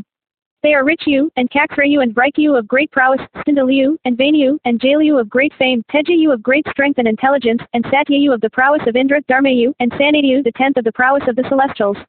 Amongst them all, Richu became the sole monarch of the whole earth and was known by the name of Anadrishti. And in prowess he was like unto Vasava amongst the celestials. And Anadrishti had a son of the name of Madanara who became a famous and virtuous king and performed the Rajasuya and the horse sacrifice. And Madanara had 4 sons of immeasurable prowess, viz. Tansu, Mayan, Atiratha, and Druhu of immeasurable glory. Amongst them, Tansu of great prowess became the perpetrator of Puru's line. And he subjugated the whole earth and acquired great fame and splendor. And Tansu begat a son of great prowess named Alina. And he became the foremost of all conquerors and brought the whole world under his subjection. And Alina begat upon his wife Rathantara 5 sons with Dushmanta at their head, all equal in might unto the 5 elements. They were Dushmanta, Sura, Bhima, Pravasu, and Vasu. And, O Janamejaya, the eldest of them, Dushmanta, became king. And Dushmanta had by his wife Sakuntala an intelligent son named Bharata who became king. And Bharata gave his name to the race of which he was the founder. And it is from him that the fame of that dynasty hath spread so wide. And Bharata begat upon his 3 wives 9 sons in all. But none of them were like their father, and so Bharata was not at all pleased with them. Their mothers, therefore, became angry and slew them all. The procreation of children by Bharata, therefore, became vain. The monarch then performed a great sacrifice, and through the grace of Bharadwaja obtained a son named Bhumanu. And then Bharata, the great descendant of Puru, regarding himself as really possessing a son, installed, O foremost one of Bharata's race, that son as his heir apparent. And Bhumanu begat upon his wife Pushkarini 6 sons named Suhatra, Suhatri, Sahavi, Sujaya, Deviratha and Kichika. The eldest of them all, Suhatra, obtained the throne and performed many Rajasuyas and horse sacrifices. And Suhatra brought under his sway the whole earth, surrounded by her belt of seas and full of elephants, kine and horses, and all her wealth of gems of gold. And the earth afflicted with the weight of numberless human beings and elephants, horses, and cats was, as it were, about to sink. And during the virtuous reign of Suhatra the surface of the whole earth was dotted all over with hundreds and thousands of sacrificial stakes. And the lord of the earth, Suhatra, begat upon his wife Ikshaki 3 sons, viz., Ajamita, Sumita, and Parumita. The eldest of them, Ajamita, was the perpetuator of the royal line. And he begat 6 sons. Riksha was born of the womb of Dumini, Dushmanta and Parameshtan, of Nili, and Janu, Jala and Rupina were born in that of Kasini. All the tribes of the Panchalas are descended from Dushmanta and Parameshtan. And the Kushikas are the sons of Janu of immeasurable prowess. And Riksha, who was older than both Jala and Rupina, became king. And Riksha begat Sambarana, the perpetuator of the royal line. And, O king, it hath been heard by us that while Sambarana, the son of Riksha, was ruling the earth, there happened a great loss of people from famine, pestilence, drought, and disease. And the Bharata princes were beaten by the troops of enemies. And the Panchalas setting out to invade the whole earth with their 4 kinds of troops soon brought the whole earth under their sway. And with their 10 Akshauhinis the king of the Panchalas defeated the Bharata prince. Sambarana then with his wife and ministers, sons and relatives, fled in fear, and took shelter in the forest on the banks of the Sindhu extending to the foot of the mountains. There the Bharatas lived for a full 1,000 years within their fort. And after they had lived there 1,000 years, one day the illustrious Rishi Vasistha approached the exiled Bharatas, who, on going out, saluted the Rishi and worshipped him by the offer of Arghya. And entertaining him with reverence, they represented everything unto that illustrious Rishi. And after he was seated on his seat, the king himself approached the Rishi and addressed him, saying, Be thou our priest, O illustrious one. We will endeavor to regain our kingdom. And Vasistha answered the Bharatas by saying, Om, the sign of consent. It hath been heard by us that Vasistha then installed the Bharata prince in the sovereignty of all the Kshatriyas on earth, making by virtue of his mantras this descendant of Puru the veritable horns of the wild bull or the tusks of the wild elephants. And the king retook the capital that had been taken away from him and once more made all monarchs pay tribute to him. The powerful Sambarana, thus installed once more in the actual sovereignty of the whole earth, performed many sacrifices at which the presents to the Brahmanas were great. Sambarana begat upon his wife Tapati, the daughter of Surya, a son named Kuru. This Kuru was exceedingly virtuous, and therefore, he was installed on the throne by his people. It is after his name that the field called Kuru Jangala has become so famous in the world. Devoted to asceticism, he made that field Kurukshetra, sacred by practicing asceticism there. And it has been heard by us that Kuru's highly intelligent wife, Bahini, brought forth 5 sons, viz., Avikshit, Bhavishayanta, Chaitraratha, Muni and the celebrated Janamejaya. And Avikshit begat Parikshit the powerful, Savalaswa, Adaraja, Viraja, Salmali of great physical strength, Uchisravas, Bangakara and Jatari the 8th. In the race of these were born, as the fruit of their pious act, 7 mighty Kar warriors with Janamejaya at their head. And unto Parikshit were born sons who were all acquainted with the secrets of religion and profit. And they were named Kakshasena and Ugrasena, and Chitrasena endued with great energy, and Indrasena and Sushina and Bhimasena. And the sons of Janamejaya were all endued with great strength and became celebrated all over the world. And they were Dhritarashtra who was the eldest, and Pandu and Valhika, and Nishada endued with great energy, and then the mighty Jambunata, and then Kundadara and Padati and then Vasati the 8th. And they were all proficient in morality and profit and were kind to all creatures. Among them Dhritarashtra became king. And Dhritarashtra had 8 sons, viz. Kundika, Hasti, Vitarka, Kratha the 5th, Havisravas, Indraba, and Bhumanu the invincible, and Dhritarashtra had many grandsons, of whom 3 only were famous. They were, O king, Pratapa, Dharmanetra, Sinitra. Among these 3, Pratapa became unrivaled on earth. And O bull in Bharata's race, Pratapa begat 3 sons, viz. Devapi, Santanu, and the mighty Kar warrior Valhika. The eldest Devapi adopted the ascetic course of life, impelled thereto by the desire of benefiting his brothers. And the kingdom was obtained by Santanu and the mighty Kar warrior Valhika. O monarch, besides, there were born in the race of Bharata numberless other excellent monarchs endued with great energy and like unto the celestial rishis themselves in virtue and ascetic power. And so also in the race of Manu were born many mighty car warriors like unto the celestials themselves, who by their number swelled the Aila dynasty into gigantic proportions. Section XCV. Sambhava Parva continued. Janamejaya said, O Brahmana, I have now heard from thee this great history of my ancestors. I had also heard from thee about the great monarchs that were born in this line. But I have not been gratified, this charming account being so short.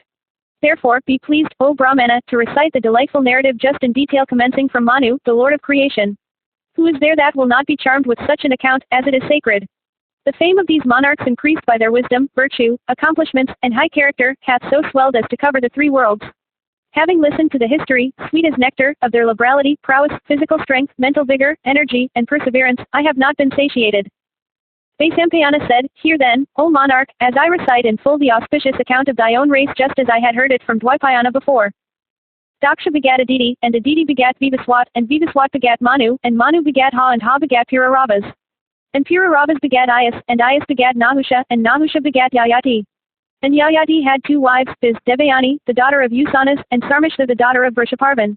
Here occurs a sloka regarding Yayati's descendants. Devayani gave birth to Yadu and Turvasu, and Vrishaparvan's daughter, Sarmishta gave birth to Dhruvu, Anu, and Puru, and the descendants of Yadu are the Yadavas and of Puru are the Pauravas. And Puru had a wife of the name of Kausalya, on whom he begat a son named Janamejaya who performed 3 horse sacrifices and a sacrifice called Viswajit. And then he entered into the woods. And Janamejaya had married Ananta, the daughter of Madhava, and begat upon her a son called Prachinwat. And the prince was so called because he had conquered all the eastern countries up to the very confines of the region where the sun rises. And Prachinwat married Asmaki, a daughter of the Yadavas, and begat upon her a son named Sanyati.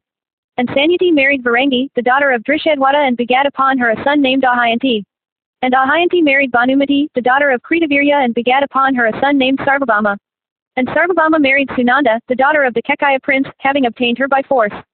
And he begat upon her a son named Jayatsena, who married Susrava, the daughter of the Vidarbha king, and begat upon her Avakina, and Avakina also married another princess of Vidarbha, Mariata by name. And he begat on her a son named Aryan. And Aryan married Anji and begat on her Mahabharata. And Mahabharata married Suyana, the daughter of Prasanajit. And of her was born a Udanayi. And he was so called because he had performed a sacrifice at which the fat of an Ayuda 10,000 of male beings was required. And a Udanayi took for a wife Kama, the daughter of Prithasravas. And by her was born a son named Akradana, who took to wife Karamba, the daughter of the king of Kalinga. And of her was born Devatithi, and Devatithi took for his wife Mariata, the princess of Vidya. And of her was born a son named Aryan. And Aryan took to wife Sudeva, the princess of Anga, and upon her he begat a son named Riksha.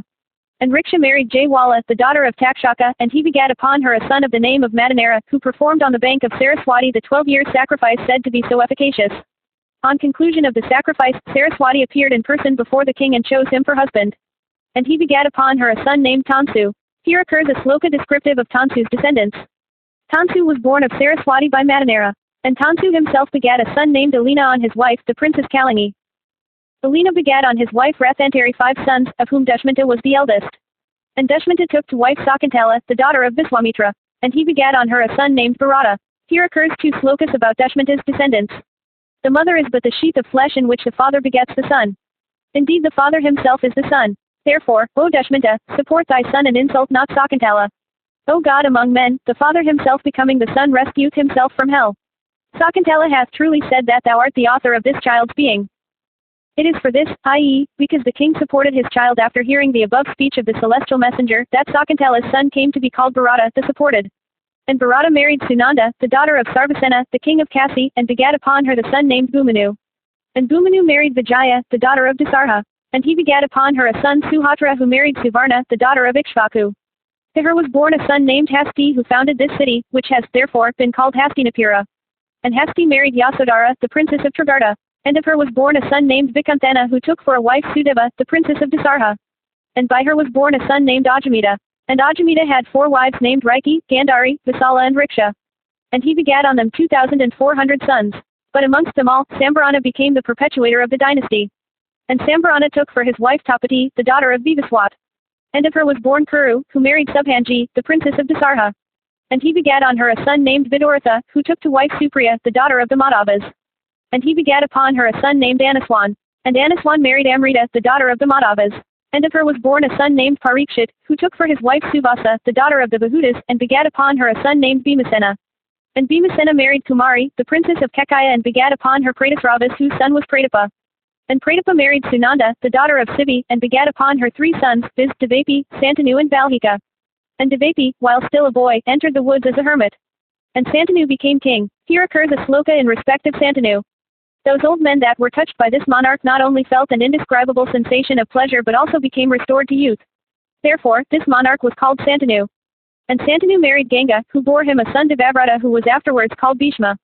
And Bhishma, moved by the desire of doing good to his father, got him married to Satyavati, who was also called Gandakali. And in her maidenhood she had a son by Parasara, named Dwaipayana. And upon her Santanu begat 2 other sons named Chitrangada and Vichitravirya. And before they attained to majority, Chitrangada had been slain by the Gandharvas. But Vichitravirya became king, and married the 2 daughters of the king of Kasi, named Ambika and Ambalika. But Vichitravirya died childless. Then Satyavati began to think as to how the dynasty of Dushmanta might be perpetuated. Then she recollected the Rishi Dwaipayana. The latter coming before her, asked, What are thy commands? She said, Thy brother Vichitravirya hath gone to heaven childless. Beget virtuous children for him. Dwaipayana, consenting to this, begat 3 children, viz. Dhritarashtra, Pandu, and Vidura. King Dhritarashtra had 100 sons by his wife Gandhari in consequence of the boon granted by Dwaipayana. And amongst those 100 sons of Dhritarashtra, 4 became celebrated. They are Duryodhana, Dusasana, Vikarna, and Chitrasena. And Pandu had 2 jewels of wives, viz. Kunti, also called Pritha, and Madri. One day Pandu, while out a-hunting, saw a deer covering its mate. That was really a rishi in the form of a deer. Seeing the deer in that attitude, he killed it with his arrows before its desire was gratified. Pierced with the king's arrow, the deer quickly changed its form and became a rishi, and said unto Pandu, O Pandu, thou art virtuous and acquainted also with the pleasure derived from the gratification of one's desire. My desire unsatisfied, thou hast slain me. Therefore, thou also, when so engaged and before thou art gratified, shalt die. Pandu, hearing this curse, became pale, and from that time would not go in unto his wives. And he told them these words, Through my own fault, I have been cursed. But I have heard that for the childless there are no regions hereafter.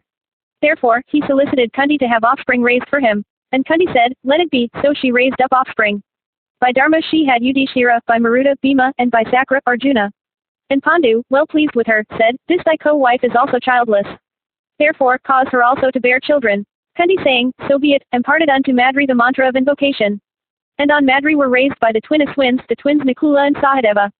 And one day, Pandu, beholding Madri decked with ornaments, had his desire kindled. And, as soon as he touched her, he died. Madri ascended the funeral pyre with her lord.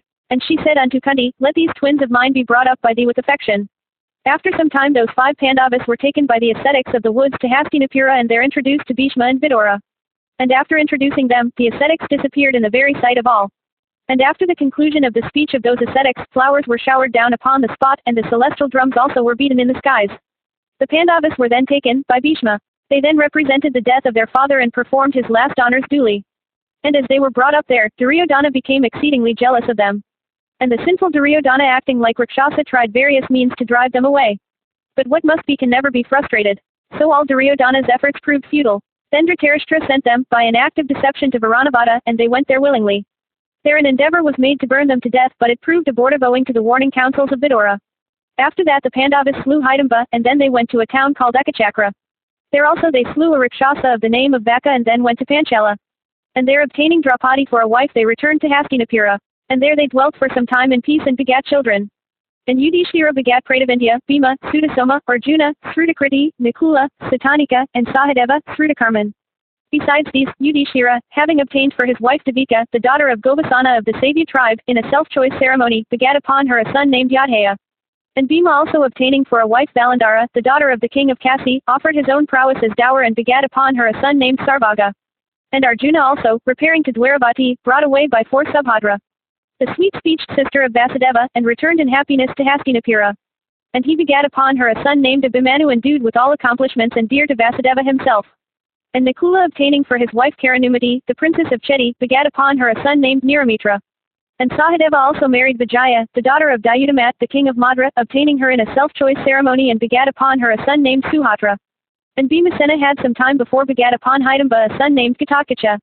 These are the 11 sons of the Pandavas. Amongst them all, Abhimanyu was the perpetuator of the family. He married Uttara, the daughter of Bharata, who brought forth a dead child whom Kunti took up on her lap at the command of Vasudeva, who said, I will revive this child of 6 months. And though born before time, having been burnt by the fire of Aswadhaman's weapon, and, therefore, deprived of strength and energy, he was revived by Vasudeva and endued with strength, energy and prowess. And after reviving him, Vasudeva said, because this child hath been born in an extinct race, therefore, he shall be called Parikshit. And Parikshit married Madravati, thy mother, O king, and thou art born to her, O Janamejaya. Thou hast also begotten 2 sons on thy wife Vapushtama, named Satanika and Sankakarna. And Satanika also hath begotten 1 son named Iswamadhadada upon the princess of Vidya. Thus have I, O king, recited the history of the descendants of Puru and of the Pandavas. This excellent, virtue-increasing, and sacred history should ever be listened to by vow-observing Brahmanas, by Kshatriyas devoted to the practices of their order and ready to protect their subjects, by Vaisyas with attention, and by Sudras with reverence, whose chief occupation is to wait upon the 3 other orders. Brahmanas conversant in the Vedas and other persons, who with attention and reverence recite this sacred history or listen to it when recited, conquer the heavens and attain to the abode of the blessed. They are also always respected and adored by the gods, Brahmanas, and other men. This holy history of Bharata hath been composed by the sacred and illustrious Vyasa. Veda-knowing Brahmanas and other persons who with reverence and without malice hear it recited, earn great religious merits and conquer the heavens. Though sinning, they are not disregarded by any one. Here occurs a sloka, this Bharata is equal unto the Vedas, it is holy and excellent. It bestoweth wealth, fame, and life. Therefore, it should be listened to by men with rapt attention. Section XCVI. Sambhava Parva continued. Vaisampayana said, there was a king known by the name of Mahabhisha born in the race of Ikshvaku. He was the lord of all the earth, and was truthful, in speech, and of true prowess. By 1,000 horse sacrifices and 100 Rajasuyas he had gratified the chief of the celestials and ultimately attained to heaven. One day the celestials had assembled together and were worshipping Brahman. Many royal sages and King Mahabhisha also were present on the spot. And Ganga, the queen of rivers, also came there to pay her adorations to the grandsire. And her garments white as the beams of the moon was displaced by the action of the wind. And as her person became exposed, the celestials bent down their heads. But the royal sage Mahabhisha rudely stared at the queen of rivers. And Mahabhisha was for this cursed by Brahman, who said, wretch, as thou hast forgotten thyself at the sight of Ganga, thou shalt be reborn on earth. But thou shalt again and again attain to these regions. And she, too, shall be born in the world of men and shall do the injuries. But when thy wrath shall be provoked, thou shalt then be freed from my curse. Vaisampayana continued, King Mahabhisha then recollecting all the monarchs and ascetics on earth wished to be born as son to Pratapa of great prowess. And the queen of rivers, too, seeing King Mahabhisha lose his firmness, went away, thinking of him wishfully. And on her way, she saw those dwellers in heaven, the Vasas, also pursuing the same path. And the queen of rivers beholding them in the predicament, asked them, why look ye so dejected?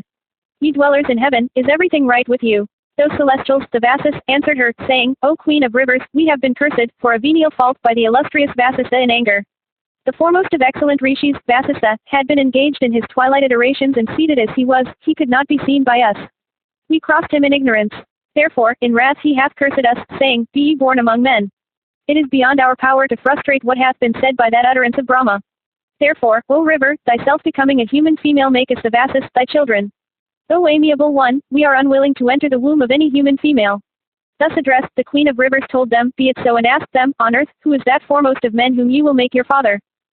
The Vasas replied, on earth, unto Pratapa shall be born a son, Santanu, who will be a king of worldwide fame. Ganga then said, ye celestials, that is exactly my wish which ye sinless ones have expressed. I shall, indeed, do good to that Santanu. That is also your desire as just expressed. The Vasas then said, it behoveth thee to throw thy children after birth into the water, so that, O thou of 3 courses, celestial, terrestrial, and subterranean, we may be rescued soon without having to live on earth for any length of time. Ganga then answered, I shall do what ye desire. But in order that his intercourse with me may not be entirely fruitless, provide ye that one son at least may live. The Vasas then replied, we shall each contribute an 8th part of our respective energies with the sum thereof, thou shalt have one son according to thy and his wishes. But this son shall not begat any children on earth. Therefore, that son of thine endued with great energy, shall be childless. The Vasas, making this arrangement with Ganga, went away without waiting to the place they liked. Section XCVII. Sambhava Parva continued. Vaisampayana said, there was a king of the name of Pratapa, who was kind to all creatures. He spent many years in ascetic penances at the source of the river Ganga. The accomplished and lovely Ganga, one day, assuming the form of a beautiful female, and rising from the waters, made up to the monarch. The celestial maiden, endued with ravishing beauty, approached the royal sage engaged in ascetic austerities, and sat upon his right thigh that was, for manly strength, a veritable sala tree. When the maiden of handsome face had so sat upon his lap, the monarch said unto her, O amiable one, what dost thou desire? What shall I do? The damsel answered, I desire thee, O king, for my husband. O foremost one of the Kuras, be mine.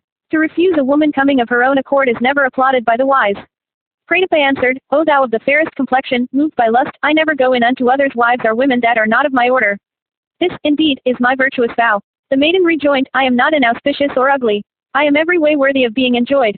I am a celestial maiden of rare beauty, I desire thee for my husband. Refuse me not, O king.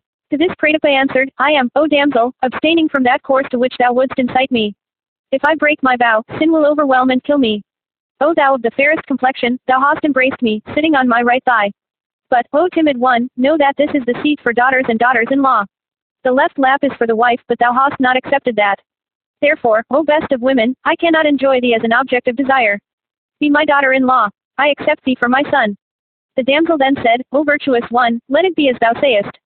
Let me be united with thy son. From my respect for thee, I shall be a wife of the celebrated Bharata race. Ye, of the Bharata race, are the refuge of all the monarchs on earth. I am incapable of numbering the virtues of this race even within 100 years. The greatness and goodness of many celebrated monarchs of this race are limitless. O Lord of all, let it be understood now that when I become thy daughter-in-law, thy son shall not be able to judge of the propriety of my acts. Living thus with thy son, I shall do good to him and increase his happiness. And he shall finally attain to heaven in consequence of the sons I shall bear him, and of his virtues and good conduct. Vaisampayana continued, O king, having said so, the celestial damsel disappeared then and there. And the king, too, waited for the birth of his son in order to fulfill his promise. About this time Pratapa, that light of the Kuru race, that bull amongst Kshatriyas, was engaged, along with his wife, in austerities from desire of offspring. And when they had grown old, a son was born unto them. This was no other than Mahabhisha. And the child was called Santanu because he was born when his father had controlled his passions by ascetic penances. And the best of Kurus, Santanu, knowing that region of indestructible bliss can be acquired by one's deeds alone, became devoted to virtue.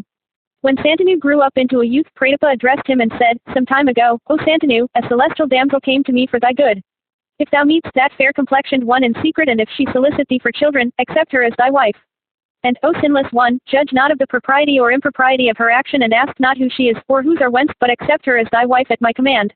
Vaisampayana continued, Pratapa, having thus commanded his son Santanu and installed him on his throne, retired into the woods.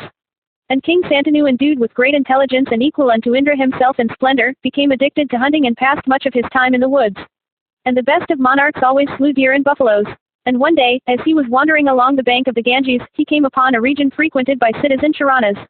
And there he saw a lovely maiden of blazing beauty and like unto another Shri herself, of faultless and pearly teeth and decked with celestial ornaments, and attired in garments of fine texture that resembled in splendor the filaments of the lotus. And the monarch, on beholding that damsel, became surprised, and his raptures produced instant horripilation. With steadfast gaze he seemed to be drinking her charms, but repeated draughts failed to quench his thirst. The damsel also, beholding the monarch of blazing splendor moving about in great agitation, was moved herself and experienced an affection for him. She gazed and longed to gaze on him evermore. The monarch then in soft words addressed her and said, O slender-waisted one, be thou a goddess or the daughter of a Danava, be thou of the race of the Gandharvas, or Apsaras, be thou of the Yakshas or the Nagas, or be thou of human origin, O thou of celestial beauty, I solicit thee to be my wife. Section XCVIII. Sambhava Parva continued. Vaisampayana said, the maiden then, hearing those soft and sweet words of the smiling monarch, and remembering her promise to the Vasas, addressed the king in reply. Of faultless features, the damsel, sending a thrill of pleasure into the heart by every word she uttered, said, O king, I shall become thy wife and obey thy commands. But, O monarch, thou must not interfere with me in anything I do, be it agreeable or disagreeable. Nor shall thou ever address me unkindly. As long as thou shalt behave kindly, I promise to live with thee. But I shall certainly leave thee the moment thou interferest with me or speaks to me an unkind word. The king answered, Be it so. And thereupon the damsel, obtaining that excellent monarch, that foremost one of the Bharata race, for her husband, became highly pleased. And King Santanu also, obtaining her for his wife, enjoyed to the full the pleasure of her company. And adhering to his promise, he refrained from asking her anything. And the Lord of Earth, Santanu, became exceedingly gratified with her conduct, beauty, magnanimity, and attention to his comforts. And the goddess Ganga also, of three courses, celestial, terrestrial, and subterranean, assuming a human form of superior complexion and endued with celestial beauty, lived happily as the wife of Santanu, having as the fruit of her virtuous acts, obtained for her husband, that tiger among kings equal unto Indra himself in splendor. And she gratified the king by her attractiveness and affection, by her wiles and love, by her music and dance, and became herself gratified. And the monarch was so enraptured with his beautiful wife that months, seasons, and years rolled on without his being conscious of them. And the king, while thus enjoying himself with his wife, had 8 children born unto him who in beauty were like the very celestials themselves. But, O Bharata, those children, one after another, as soon as they were born, were thrown into the river by Ganga, who said, This is for thy good. And the children sank to rise no more. The The king, however, could not be pleased with such conduct. But he spoke not a word about it lest his wife should leave him. But when the 8th child was born, and when his wife as before was about to throw it smilingly into the river, the king with a sorrowful countenance and desirous of saving it from destruction, addressed her and said, Kill it not. Who art thou and whose? Why dost thou kill thy own children? Murderess of thy sons, the load of thy sins is great. His wife thus addressed replied, O thou desirous of offspring, thou hast already become the first of those that have children. I shall not destroy this child of thine. But according to our agreement, the period of my stay with thee is at an end. I am Ganga, the daughter of Janu. I am ever worshipped by the great sages. I have lived with thee so long for accomplishing the purposes of the celestials. The 8 illustrious Vasis endued with great energy had from Vasis this curse to assume human forms. On earth besides thee, there was none else to deserve the honor of being their begetter. There is no woman also on earth except one like me, a celestial of human form, to become their mother. I assumed a human form to bring them forth. Thou also, having become the father of the 8 Vasis, hast acquired many regions of perennial bliss. It was also agreed between myself and the Vasis that I should free them from their human forms as soon as they would be born. I have thus freed them from the curse of the Rishi Apava. Blessed be thou, I leave thee, O king. But rear thou this child of rigid vows. That I should live with thee so long was the promise I gave to the Vasis. And let this child be called Gangadatta. Section XCIX. Sambhava Parva continued. Santanu asked, what was the fault of the Vasis and who was Apava through whose curse the Vasis had to be born among men? What also hath this child of thine, Gangadatta, done for which he shall have to live among men? Why also were the Vasis, the lords of the 3 worlds, condemned to be born amongst men? O daughter of Janu, tell me all. Vaisampayana continued, thus addressed the celestial daughter of Janu, Ganga, then replied unto the monarch, her husband, that bull amongst men, saying, O best of Bharata's race, he who was obtained as son by Varuna was called Vasistha, the Muni who afterwards came to be known as Apava. He had his asylum on the breast of the king of mountains called Meru. The spot was sacred and abounded with birds and beasts. And there bloomed at all times of the year flowers of every season. And, O best of Bharata's race, that foremost of virtuous men, the son of Varuna, practiced his ascetic penances in those woods abounding with sweet roots and water. Daksha had a daughter known by the name of Surabi, who, O bull of Bharata's race, for benefiting the world, brought forth by her connection with Kassipa, a daughter, Nandini, in the form of a cow. That foremost of all kind, Nandini, was the cow of plenty capable of granting every desire. The virtuous son of Varuna obtained Nandini for his Homa rites. And Nandini, dwelling in that hermitage which was adored by Munis, roamed about fearlessly in those sacred and delightful woods. One day, O bull of Bharata's race, there came into those woods adored by the gods and celestial rishis, the Vasis with Prithu at their head. And wandering there with their wives, they enjoyed themselves in those delightful woods and mountains. And as they wandered there, the slender-waisted wife of one of the Vasis, O thou of the prowess of Indra, saw in those woods Nandini, the cow of plenty. And seeing that cow possessing the wealth of all accomplishments, large eyes, full udders, fine tail, beautiful hoofs, and every other auspicious sign, and yielding much milk, she showed the animal to her husband Dyu. O thou of the prowess of the first of elephants, when Dyu was shown that cow, he began to admire her several qualities and addressing his wife, said, O black-eyed girl of fair thighs, this excellent cow belongeth to that rishi whose is this delightful asylum. O slender-waisted one, that mortal who drinketh the sweet milk of this cow remaineth in unchanged youth for 10,000 years. O best of monarchs, hearing this, the slender-waisted goddess of faultless features then addressed her lord of blazing splendor and said, There is on earth a friend of mine, Jitavati by name, possessed of great beauty and youth. She is the daughter of that god among men, the royal sage Usanera, endued with intelligence and devoted to truth. I desire to have this cow, O illustrious one, with her calf for that friend of mine. Therefore, O best of celestials, bring that cow so that my friend drinking of her milk may alone become on earth free from disease and decrepitude. O illustrious and blameless one, it behoveth thee to grant me this desire of mine. There is nothing that would be more agreeable to me. On hearing these words of his wife, Dyu, moved by the desire of humoring her, stole that cow, aided by his brothers Prithu and the others. Indeed, Dyu, commanded by his lotus-eyed wife, did her bidding, forgetting at the moment the high ascetic merits of the rishi who owned her. He did not think at the time that he was going to fall by committing the sin of stealing the cow. When the son of Varuna returned to his asylum in the evening with fruits he had collected, he beheld not the cow with her calf there. He began to search for them in the woods, but when the great ascetic of superior intelligence found not his cow on search, he saw by his ascetic vision that she had been stolen by the Vasis.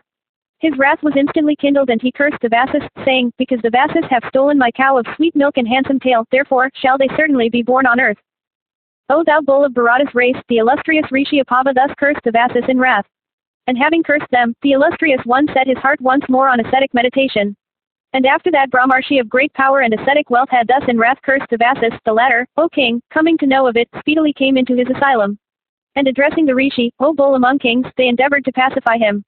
But they failed, O tiger among men, to obtain grace from Apava that Rishi conversant with all rules of virtue. The virtuous Apava, however, said, Ye Vasus, with Dava and others, ye have been cursed by me. But ye shall be freed from my curse within a year of your birth among men. But he for whose deed ye have been cursed by me, he, viz. Dyu, shall for his sinful act, have to dwell on earth for a length of time. I shall not make futile the words I have uttered in wrath. Byu, though dwelling on earth, shall not beget children. He shall, however, be virtuous and conversant with the scriptures. He shall be an obedient son to his father, but he shall have to abstain from the pleasure of female companionship. Thus addressing the Vasus, the great Rishi went away. The Vasus then together came to me. And, O king, they begged of me the boon that as soon as they would be born, I should throw them into the water. And, O best of kings, I did as they desired, in order to free them from their earthly life. And O best of kings, from the Rishi's curse, this one only, viz. Dyu, himself, is to live on earth for some time. Vaisampayana continued, having said this, the goddess disappeared then and there. And taking with her the child, she went away to the region she chose. And that child of Santanu was named both Gangaya and Devavrata and excelled his father in all accomplishments. Santanu, after the disappearance of his wife, returned to his capital with a sorrowful heart. I shall now recount to thee the many virtues and the great good fortune of the illustrious King Santanu of the Bharata race. Indeed, it is this splendid history that is called the Mahabharata. Section C. Sambhava Parva continued. Vaisampayana said, the monarch Santanu, the most adored of the gods and royal sages, was known in all the worlds for his wisdom, virtues, and truthfulness of speech. The qualities of self-control, liberality, forgiveness, intelligence, modesty, patience and superior energy ever dwelt in that bull among men, viz. Santanu, that great being endued with these accomplishments and conversant with both religion and profit, the monarch was at once the protector of the Bharata race and all human beings. His neck was marked with 3 lines, like a conch shell, his shoulders were broad, and he resembled in prowess an infuriated elephant. It would seem that all the auspicious signs of royalty dwelt in his person, considering that to be their fittest abode. Men, seeing the behavior of that monarch of great achievements, came to know that virtue was ever superior to pleasure and profit. These were the attributes that dwelt in that great being, that bull among men, Santanu.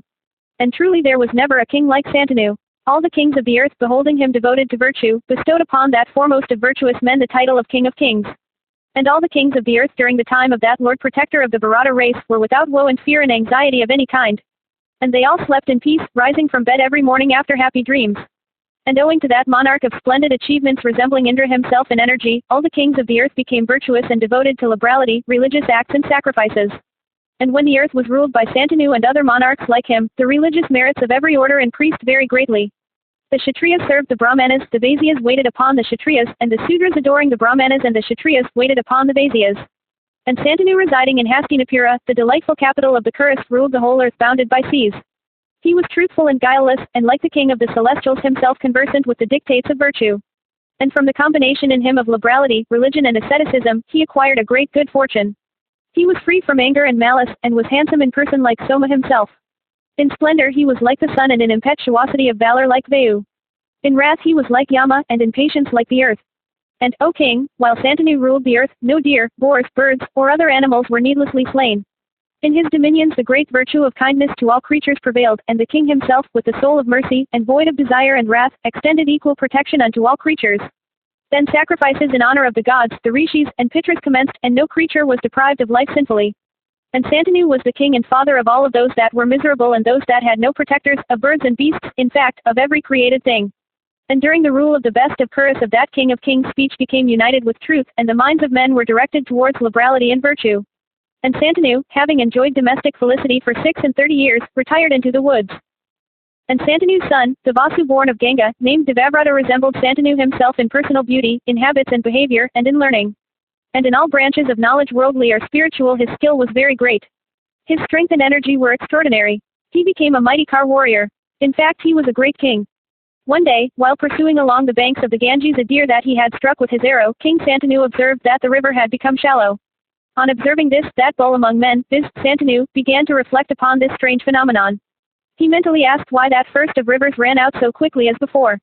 And while seeking for a cause, the illustrious monarch beheld that a youth of great comeliness, well-built and amiable person, like Indra himself, had, by his keen celestial weapon, checked the flow of the river. And the king, beholding this extraordinary feat of the river Ganga having been checked in her course near where that youth stood, became very much surprised. This youth was no other than Santanu's son himself. But as Santanu had seen his son only once a few moments after his birth, he had not sufficient recollection to identify that infant with the youth before his eyes. The youth, however, seeing his father, knew him at once, but instead of disclosing himself, he clouded the king's perception by his celestial powers of illusion and disappeared in his very sight.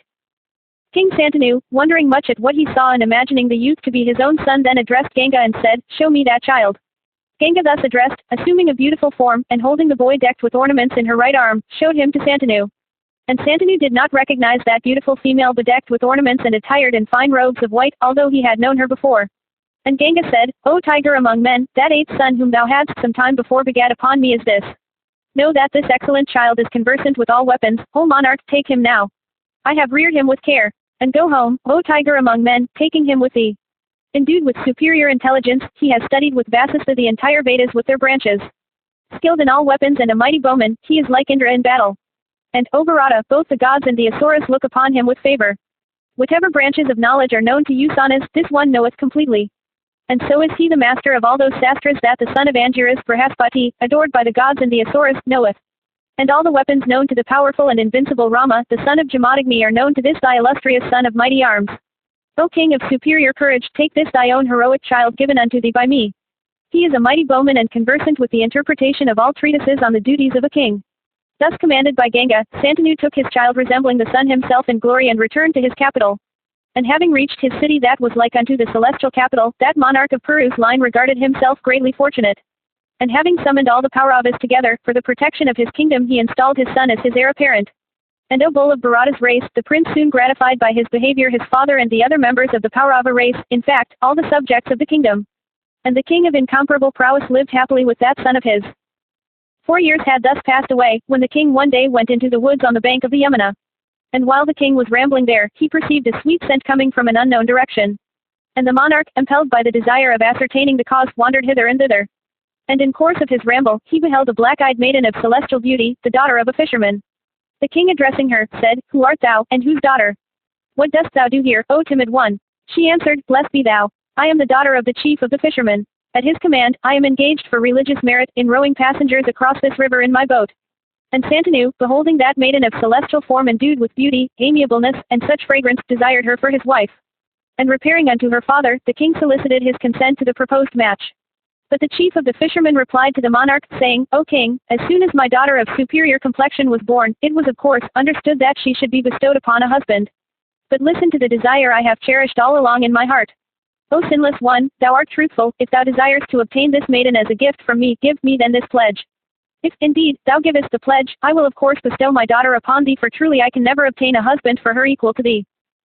Santanu, hearing this, replied, "When I have heard of the pledge thou askest, I shall then say whether I would be able to grant it. If it is capable of being granted, I shall certainly grant it. Otherwise how shall I grant it?" The fisherman said, "O king, what I ask of thee is this, the son born of this maiden shall be installed by thee on thy throne, and none else shall thou make thy successor." Vaisampayana continued, "O Bharata, when Santanu heard this, he felt no inclination to grant such a boon, though the fire of desire sorely burnt him within. The king with his heart afflicted by desire returned to Hastinapura, thinking all the way of the fisherman's daughter. And having returned home, the monarch passed his time in sorrowful meditation. One day, Devavrata approaching his afflicted father said, "All is prosperity with thee, all chiefs obey thee, then how is it that thou grievest thus? Absorbed in thy own thoughts, thou speakst not a word to me in reply. Thou goest not out on horseback now, thou lookest pale and emaciated, having lost all animation. I wish to know the disease thou sufferest from, so that I may endeavor to apply a remedy." Thus addressed by his son, Santanu answered, "Thou sayest truly, O son, that I have become melancholy. I will also tell thee why I am so. O thou of Bharata's line, thou art the only scion of this our large race. Thou art always engaged in sports of arms and achievements of prowess. But, O son, I am always thinking of the instability of human life. If any danger overtake thee, O child of Ganga, the result is that we become sonless. Truly thou alone art to me as a century of sons. I do not therefore desire to wed again. I only desire and pray that prosperity may ever attend thee, so that our dynasty may be perpetuated. The wise say that he that hath one son hath no son. Sacrifices before fire and the knowledge of the three Vedas yield, it is true, everlasting religious merit, but all these, in point of religious merit, do not come up to a 16th part of the religious merit attainable on the birth of a son.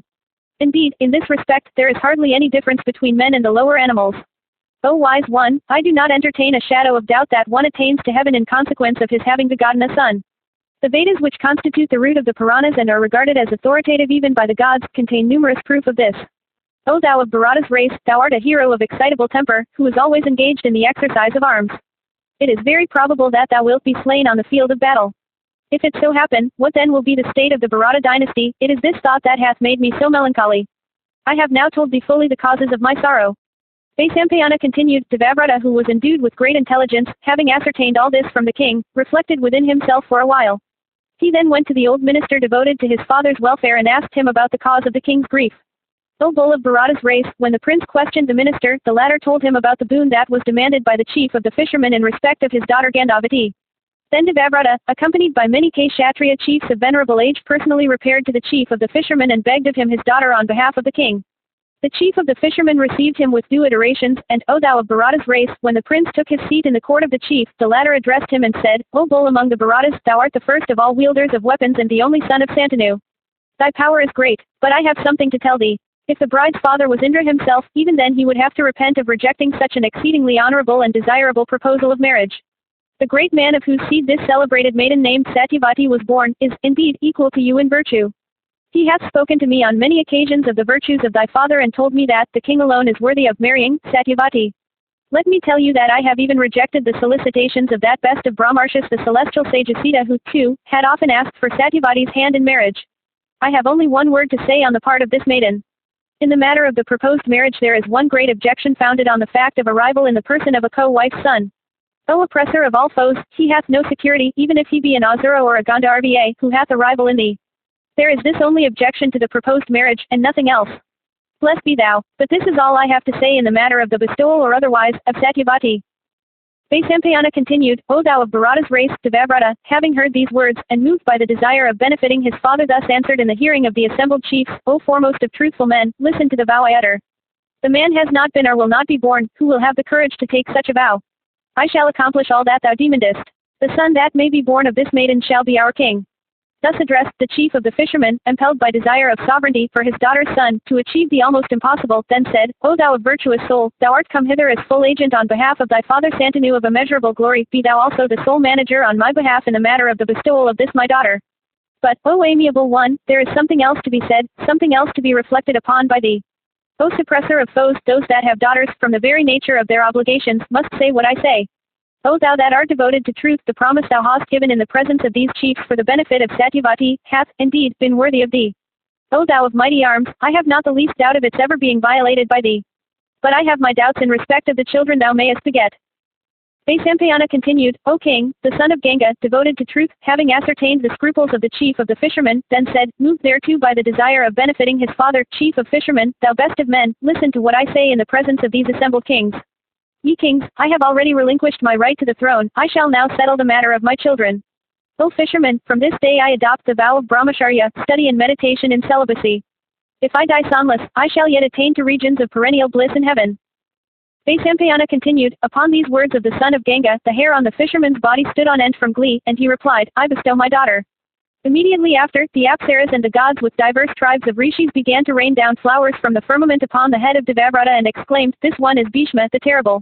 Bhishma then, to serve his father, addressed the illustrious damsel and said, O mother, ascend this chariot, and let us go unto our house.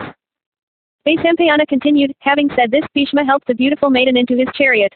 On arriving with her at Hastinapura, he told Santanu everything as it had happened. And the assembled kings, jointly and individually, applauded his extraordinary act and said, He is really Bhishma the terrible. And Santanu also, hearing of the extraordinary achievements of his son, became highly gratified and bestowed upon the high-souled prince the boon of death at will, saying, Death shall never come to thee as long as thou desirest to live. Truly death shall approach thee, O sinless one, having first obtained thy command.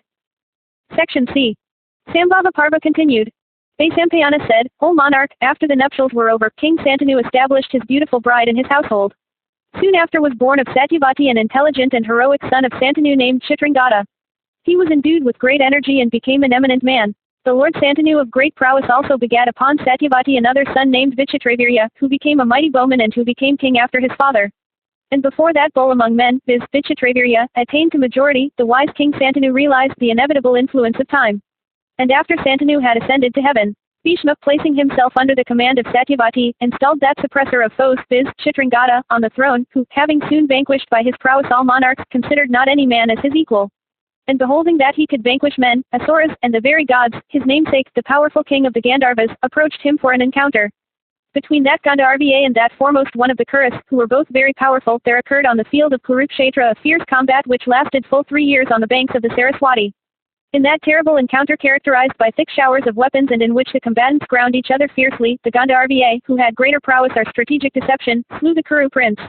Having slain Chitrangada, that first of men and oppressor of foes, the Gandharva ascended to heaven.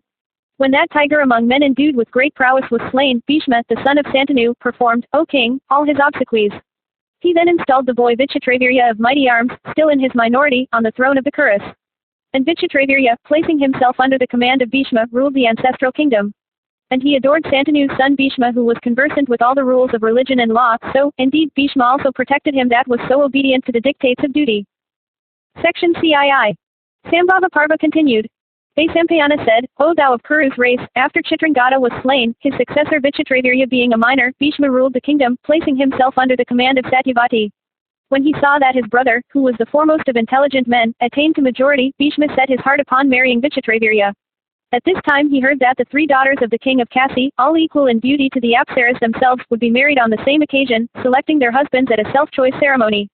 Then that foremost of Kar warriors, that vanquisher of all foes, at the command of his mother, went to the city of Varanasi in a single chariot. There Bhishma, the son of Santanu, saw that innumerable monarchs had come from all directions, and there he also saw those 3 maidens that would select their own husbands. And when the assembled kings were each being mentioned by name, Bhishma chose those maidens, on behalf of his brother. And taking them upon his chariot, Bhishma, that first of smiters in battle, addressed the kings, O monarch, and said in a voice deep as the roar of the clouds, the wise have directed that when an accomplished person has been invited, a maiden may be bestowed on him, decked with ornaments and along with many valuable presents. Others again may bestow their daughters by accepting a couple of kine. Some again bestow their daughters by taking a fixed sum, and some take away maidens by force. Some wed with the consent of the maidens, some by drugging them into consent, and some by going unto the maidens' parents and obtaining their sanction. Some again obtain wives as presents for assisting at sacrifices. Of these the learned always applaud the 8th form of marriage. Kings, however, speak highly of the Swayambara, the 5th form as above, and themselves wed according to it. But the sages have said that that wife is dearly to be prized who is taken away by force, after the slaughter of opponents, from amidst the concourse of princes and kings invited to a self-choice ceremony. Therefore, ye monarchs, I bear away these maidens hence by force. Strive ye, to the best of your might, to vanquish me or to be vanquished. Ye monarchs, I stand here resolved to fight. Kuru prince, endued with great energy, thus addressing the assembled monarchs and the king of Kasi, took upon his car those maidens. And having taken them up, he sped his chariot away, challenging the invited kings to a fight. The challenged monarchs then all stood up, slapping their arms and biting their nether lips in wrath. And loud was the din produced, as, in a great hurry, they began to cast off their ornaments and put on their armor. And the motion of their ornaments and armor, O Janamejaya, brilliant as these were, resembled meteoric flashes in the sky. And with brows contracted and eyes red with rage, the monarchs moved in impatience, their armor and ornaments dazzling or waving with their agitated steps. The charioteers soon brought handsome cars with fine horses harnessed thereto. Those splendid warriors then, equipped with all kinds of weapons, rode on those cars, and with uplifted weapons pursued the retreating chief of the Kurus. Then, O Bharata, occurred the terrible encounter between those innumerable monarchs on one side and the Kuru warrior alone on the other. And the assembled monarchs threw at their foe 10,000 arrows at the same time. Bhishma, however, speedily checked those numberless arrows before they could come at him by means of a shower of his own arrows as innumerable as the down on the body.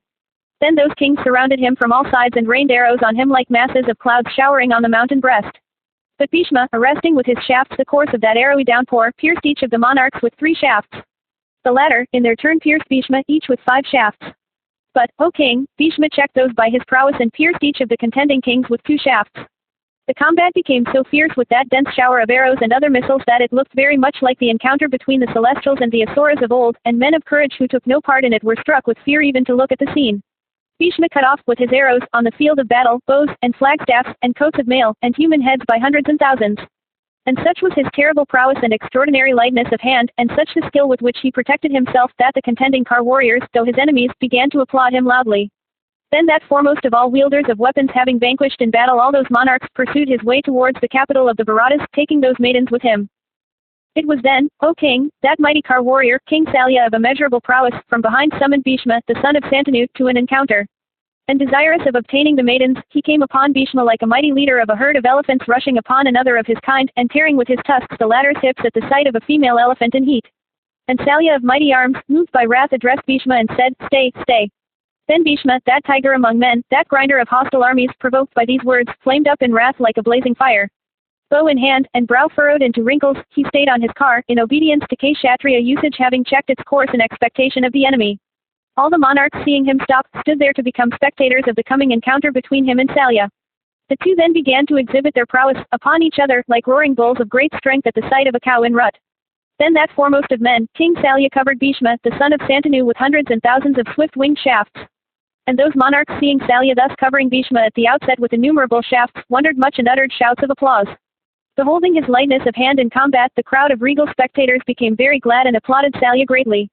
That subjugator of hostile towns, Bhishma, then, on hearing those shouts of the Kshatriyas, became very angry and said, "Stay, stay." In wrath, he commanded his charioteer, saying, "Lead thou my car to where Salya is, so that I may slay him instantly as Garuda slays a serpent." Then the Kuru chief fixed the Varuna weapon on his bowstring, and with it afflicted the 4 steeds of King Salya. And, O tiger among kings, the Kuru chief then, warding off with his weapons those of his foe, slew Salya's charioteer. Then that first of men, Bhishma, the son of Santanu, fighting for the sake of those damsels, slew with the Indra weapon the noble steeds of his adversary. He then vanquished that best of monarchs but left him with his life. O bull of Bharata's race, Salya, after his defeat, returned to his kingdom and continued to rule it virtuously. And O conqueror of hostile towns, the other kings also, who had come to witness the self-choice ceremony, returned to their own kingdoms. That foremost of smiters, viz. Bhishma, after defeating those monarchs, set out with those damsels for Hastinapura, whence the virtuous Kuru prince Vichitravirya ruled the earth like that best of monarchs, viz. his father Santanu. And, O king, passing through many forests, rivers, hills, and woods abounding with trees, he arrived at the capital in no time. Of immeasurable prowess in battle, the son of the ocean-going Ganga, having slain numberless foes in battle without a scratch on his own person, brought the daughters of the king of Kasi unto the Kurus as tenderly if they were his daughters-in-law, or younger sisters, or daughters. And Bhishma of mighty arms, impelled by the desire of benefiting his brother, having by his prowess brought them thus, then offered those maidens possessing every accomplishment unto Vichitravirya. Conversant with the dictates of virtue, the son of Santanu, having achieved such an extraordinary feat according to kingly custom, then began to make preparations for his brother's wedding. And when everything about the wedding had been settled by Bhishma in consultation with Satyavati, the eldest daughter of the king of Kasi, with a soft smile, told him these words, "At heart I had chosen the king of Saba for my husband. He had, in his heart, accepted me for his wife. This was also approved by my father. At the self-choice ceremony also I would have chosen him as my lord. Thou art conversant with all the dictates of virtue, knowing all this, do as thou likest." Thus addressed by that maiden in the presence of the Brahmanas, the heroic Bhishma began to reflect as to what should be done. As he was conversant with the rules of virtue, he consulted with the Brahmanas who had mastered the Vedas, and permitted Amba, the eldest daughter of the ruler of Kasi, to do as she liked. But he bestowed with due rights the 2 other daughters, Ambika and Ambalika, on his younger brother Vichitravirya. And though Vichitravirya was virtuous and abstemious, yet proud of youth and beauty, he soon became lustful after his marriage. And both Ambika and Ambalika were of tall stature, and of the complexion of molten gold. And their heads were covered with black curly hair, and their fingernails were high and red, their hips were fat and round, and their breasts full and deep. And endued with every auspicious mark, the amiable young ladies considered themselves to be wedded to a husband who was every way worthy of themselves, and extremely loved and respected Vichitravirya. And Vichitravirya also, endued with the prowess of the celestials and the beauty of the twins, could steal the heart of any beautiful woman. And the prince passed 7 years uninterruptedly in the company of his wives. He was attacked while yet in the prime of youth with phthisis. Friends and relatives in consultation with one another tried to effect a cure. But in spite of all efforts, the Kuru prince died, setting like the evening sun. The virtuous Bhishma then became plunged into anxiety and grief, and in consultation with Satyavati caused the obsequial rites of the deceased to be performed by learned priests and the several of the Kuru race. Section CIII. Sambhava Parva continued. Vaisampayana said, the unfortunate Satyavati then became plunged in grief on account of her son. And after performing with her daughters-in-law the funeral rites of the deceased, consoled, as best she could, her weeping daughters-in-law and Bhishma, that foremost of all wielders of weapons. And turning her eyes to religion, and to the paternal and maternal lines of the Kurus, she addressed Bhishma and said, the funeral cake, the achievements, and the perpetuation of the line of the virtuous and celebrated Santanu of Kuru's race, all now depend on thee. As the attainment of heaven is inseparable from good deeds, as long life is inseparable from truth and faith, so is virtue inseparable from thee. O virtuous one, thou art well acquainted, in detail and in the abstract, with the dictates of virtue, with various Srutis, and with all the branches of the Vedas, know very well that thou art equal unto Sukra and Angiras as regards firmness in virtue, knowledge of the particular customs of families, and readiness of inventions under difficulties. Therefore, O foremost of virtuous men, relying on thee greatly, I shall appoint thee in a certain matter. Hearing me, it behoveth thee to do my bidding. O bull among men, my son and thy brother, endued with energy and dear unto thee, hath gone childless to heaven while still a boy. These wives of thy brother, the amiable daughters of the ruler of Kasi, possessing beauty and youth, have become desirous of children. Therefore, O thou of mighty arms, at my command, raise offspring on them for the perpetuation of our line. It behoveth thee to guard virtue against loss. Install thyself on the throne and rule the kingdom of the Bharatas. Wed thou duly a wife. Plunge not thy ancestors into hell. Vaisampayana continued, thus addressed by his mother and friends and relatives, that oppressor of foes, the virtuous Bhishma, gave this reply conformable to the dictates of virtue, O mother, what thou sayest is certainly sanctioned by virtue. But thou knowest what my vow is in the matter of begetting children. Thou knowest also all that transpired in connection with thy dower. O Satyavati, I repeat the pledge I once gave, viz., I would renounce 3 worlds, the empire of heaven, anything that may be greater than that, but truth I would never renounce. The earth may renounce its scent, water may renounce its moisture, light may renounce its attribute of exhibiting forms, air may renounce its attribute of touch, the sun may renounce his glory, fire, its heat, the moon, his cooling rays, space, its capacity of generating sound, the slayer of Vritra, his prowess, the god of justice, his impartiality, but I cannot renounce truth. Thus addressed by her son endued with wealth of energy, Satyavati said unto Bhishma, O thou whose prowess is truth, I know of thy firmness in truth. Thou canst, if so minded, create by the help of thy energy 3 worlds other than those that exist. I know what thy vow was on my account. But considering this emergency, bear thou the burden of the duty that one oweth to his ancestors. O punisher of foes, act in such a way that the lineal link may not be broken and our friends and relatives may not grieve. Thus urged by the miserable and weeping Satyavati speaking such words inconsistent with virtue from grief at the loss of her son, Bhishma addressed her again and said, O queen, turn not thy eyes away from virtue. O, destroy us not. Breach of truth by a Kshatriya is never applauded in our treatises on religion. I shall soon tell thee, O queen, what the established Kshatriya usage is to which recourse may be had to prevent Santanu's line becoming extinct on earth. Hearing me, reflect on what should be done in consultation with learned priests and those that are acquainted with practices allowable in times of emergency and distress, forgetting not at the same time what the ordinary course of social conduct is. Section Civ. Sambhava Parva continued. Bhishma continued, in olden days, Rama, the son of Jamadagni, in anger at the death of his father, slew with his battle axe the king of the Haihayas. And Rama, by cutting off the 1,000 arms of Arjuna, the Haihaya king, achieved a most difficult feat in the world. Not content with this, he set out on his chariot for the conquest of the world, and taking up his bow he cast around his mighty weapons to exterminate the Kshatriyas. And the illustrious scion of Bhrigu's race, by means of his swift arrows annihilated the Kshatriya tribe 21 times. And when the earth was thus deprived of Kshatriyas by the great Rishi, the Kshatriya ladies all over the land had offspring raised by Brahmanas skilled in the Vedas. It has been said in the Vedas that the son so raised belongeth to him that had married the mother. And the Kshatriya ladies went in unto the Brahmanas not lustfully but from motives of virtue. Indeed, it was thus that the Kshatriya race was revived. In this connection there is another old history that I will recite to you. There was in olden days a wise rishi of the name of Uditya. He had a wife of the name Mamata whom he dearly loved. One day Uditya's younger brother Brihaspati, the priest of the celestials, endued with great energy, approached Mamata. The latter, however, told her husband's younger brother that foremost of eloquent men that she had conceived from her connection with his elder brother and that therefore he should not then seek for the consummation of his wishes. She continued, O illustrious Brihaspati, the child that I have conceived hath studied in his mother's womb the Vedas with the 6 angas, semen tum frustra purti non potest. How can then this womb of mine afford room for 2 children at a time? Therefore, it behoveth thee not to seek for the consummation of thy desire at such a time. Thus addressed by her, Brihaspati, though possessed of great wisdom, succeeded not in suppressing his desire. Adam jam Camilla coitor assessit, the child in the womb then addressed him and said, O father, cease from thy attempt. There is no space here for 2. O illustrious one, the room is small. I have occupied it first. Semen tum purti non potest. It behoveth thee not to afflict me. But Brihaspati, without listening to what that child in the womb said, sought the embraces of Mamata possessing the most beautiful pair of eyes. Il tamen unici inventuriret punctum temporis quo humor vitalis jam emisum iret providens, viam per quam semen intrare possit pedibus obstruxit. Semen ida exissum, excited ad interim projectum est.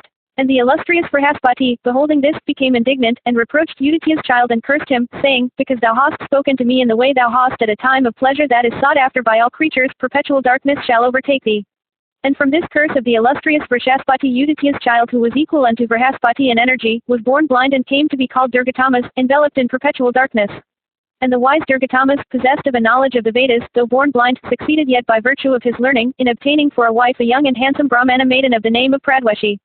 And having married her, the illustrious Durgatamas, for the expansion of Uditya's race, begat upon her several children with Gautama as their eldest. These children, however, were all given to covetousness and folly. The virtuous and illustrious Durgatamas, possessing complete mastery over the Vedas, soon after learnt from Saravi's son the practices of their order and fearlessly betook himself to those practices, regarding them with reverence. For shame is the creature of sin and can never be where there is purity of intention. Then those best of munis that dwelt in the same asylum, beholding him transgress the limits of propriety, became indignant, seeing sin where sin was not. And they said, Oh, this man transgresseth the limit of propriety. No longer doth he deserve a place amongst us. Therefore, shall we all cast this sinful wretch off. And they said many other things regarding the Muni Durgatamas. And his wife too, having obtained children, became indignant with him. The husband then addressing his wife Pradweshi, said, "Why is it that thou also hast been dissatisfied with me?" His wife answered, "The husband is called the Bhartri because he supporteth the wife. He is called Pati because he protecteth her. But thou art neither, to me. O thou of great ascetic merit, on the other hand, thou hast been blind from birth, it is I who have supported thee and thy children. I shall not do so in future." Hearing these words of his wife, the Rishi became indignant and said unto her and her children, "Take me unto the Kshatriyas and thou shalt then be rich." His wife replied by saying, "I desire not wealth that may be procured by thee, for that can never bring me happiness. O best of Brahmanas, do as thou likest. I shall not be able to maintain thee as before." At these words of his wife, Durgatama said, "I lay down from this day as a rule that every woman shall have to adhere to one husband for her life. Be the husband dead or alive, it shall not be lawful for a woman to have connection with another. And she who may have such connection shall certainly be regarded as fallen. A woman without husband shall always be liable to be sinful. And even if she be wealthy she shall not be able to enjoy that wealth truly. Calumny and evil report shall ever dog her." Hearing these words of her husband Pradweshi became very angry, and commanded her sons, saying, "Throw him into the waters of Ganga." And at the command of their mother, the wicked Gautama and his brothers, those slaves of covetousness and folly, exclaiming, "Indeed, why should we support this old man?" tied the Muni to a raft and committing him to the mercy of the stream returned home without compunction. The blind old man drifting along the stream on that raft passed through the territories of many kings. One day a king named Vali, conversant with every duty, went to the Ganges to perform his ablutions. And as the monarch was thus engaged, the raft to which the Rishi was tied, approached him. And as it came, the king took the old man. The virtuous Vali, ever devoted to truth, then learning who the man was that was thus saved by him, chose him for raising up offspring. And Vali said, "O illustrious one, it behoveth thee to raise upon my wife a few sons that shall be virtuous and wise." Thus addressed, the Rishi, endued with great energy, expressed his willingness. Thereupon King Vali sent his wife Sudeshna unto him. But the queen, knowing that the latter was blind and old, went not unto him, she sent unto him her nurse. And upon that Sudra woman the virtuous Rishi of passions under full control begat 11 children, of whom Kakshivit was the eldest.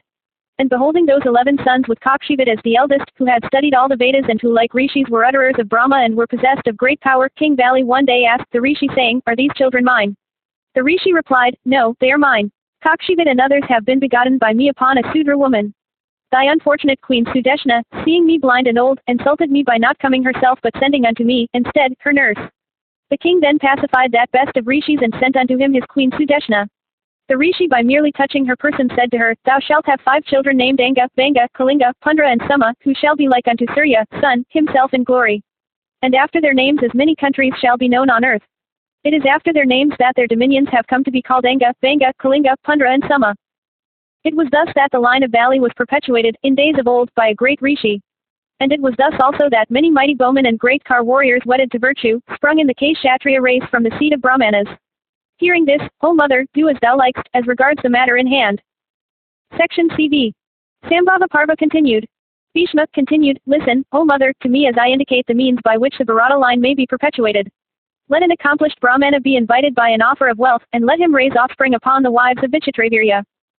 Vaisampayana continued, Satyavati, then, smiling softly and in voice broken in bashfulness, addressed Bhishma saying, "O Bharata of mighty arms, what thou sayest is true.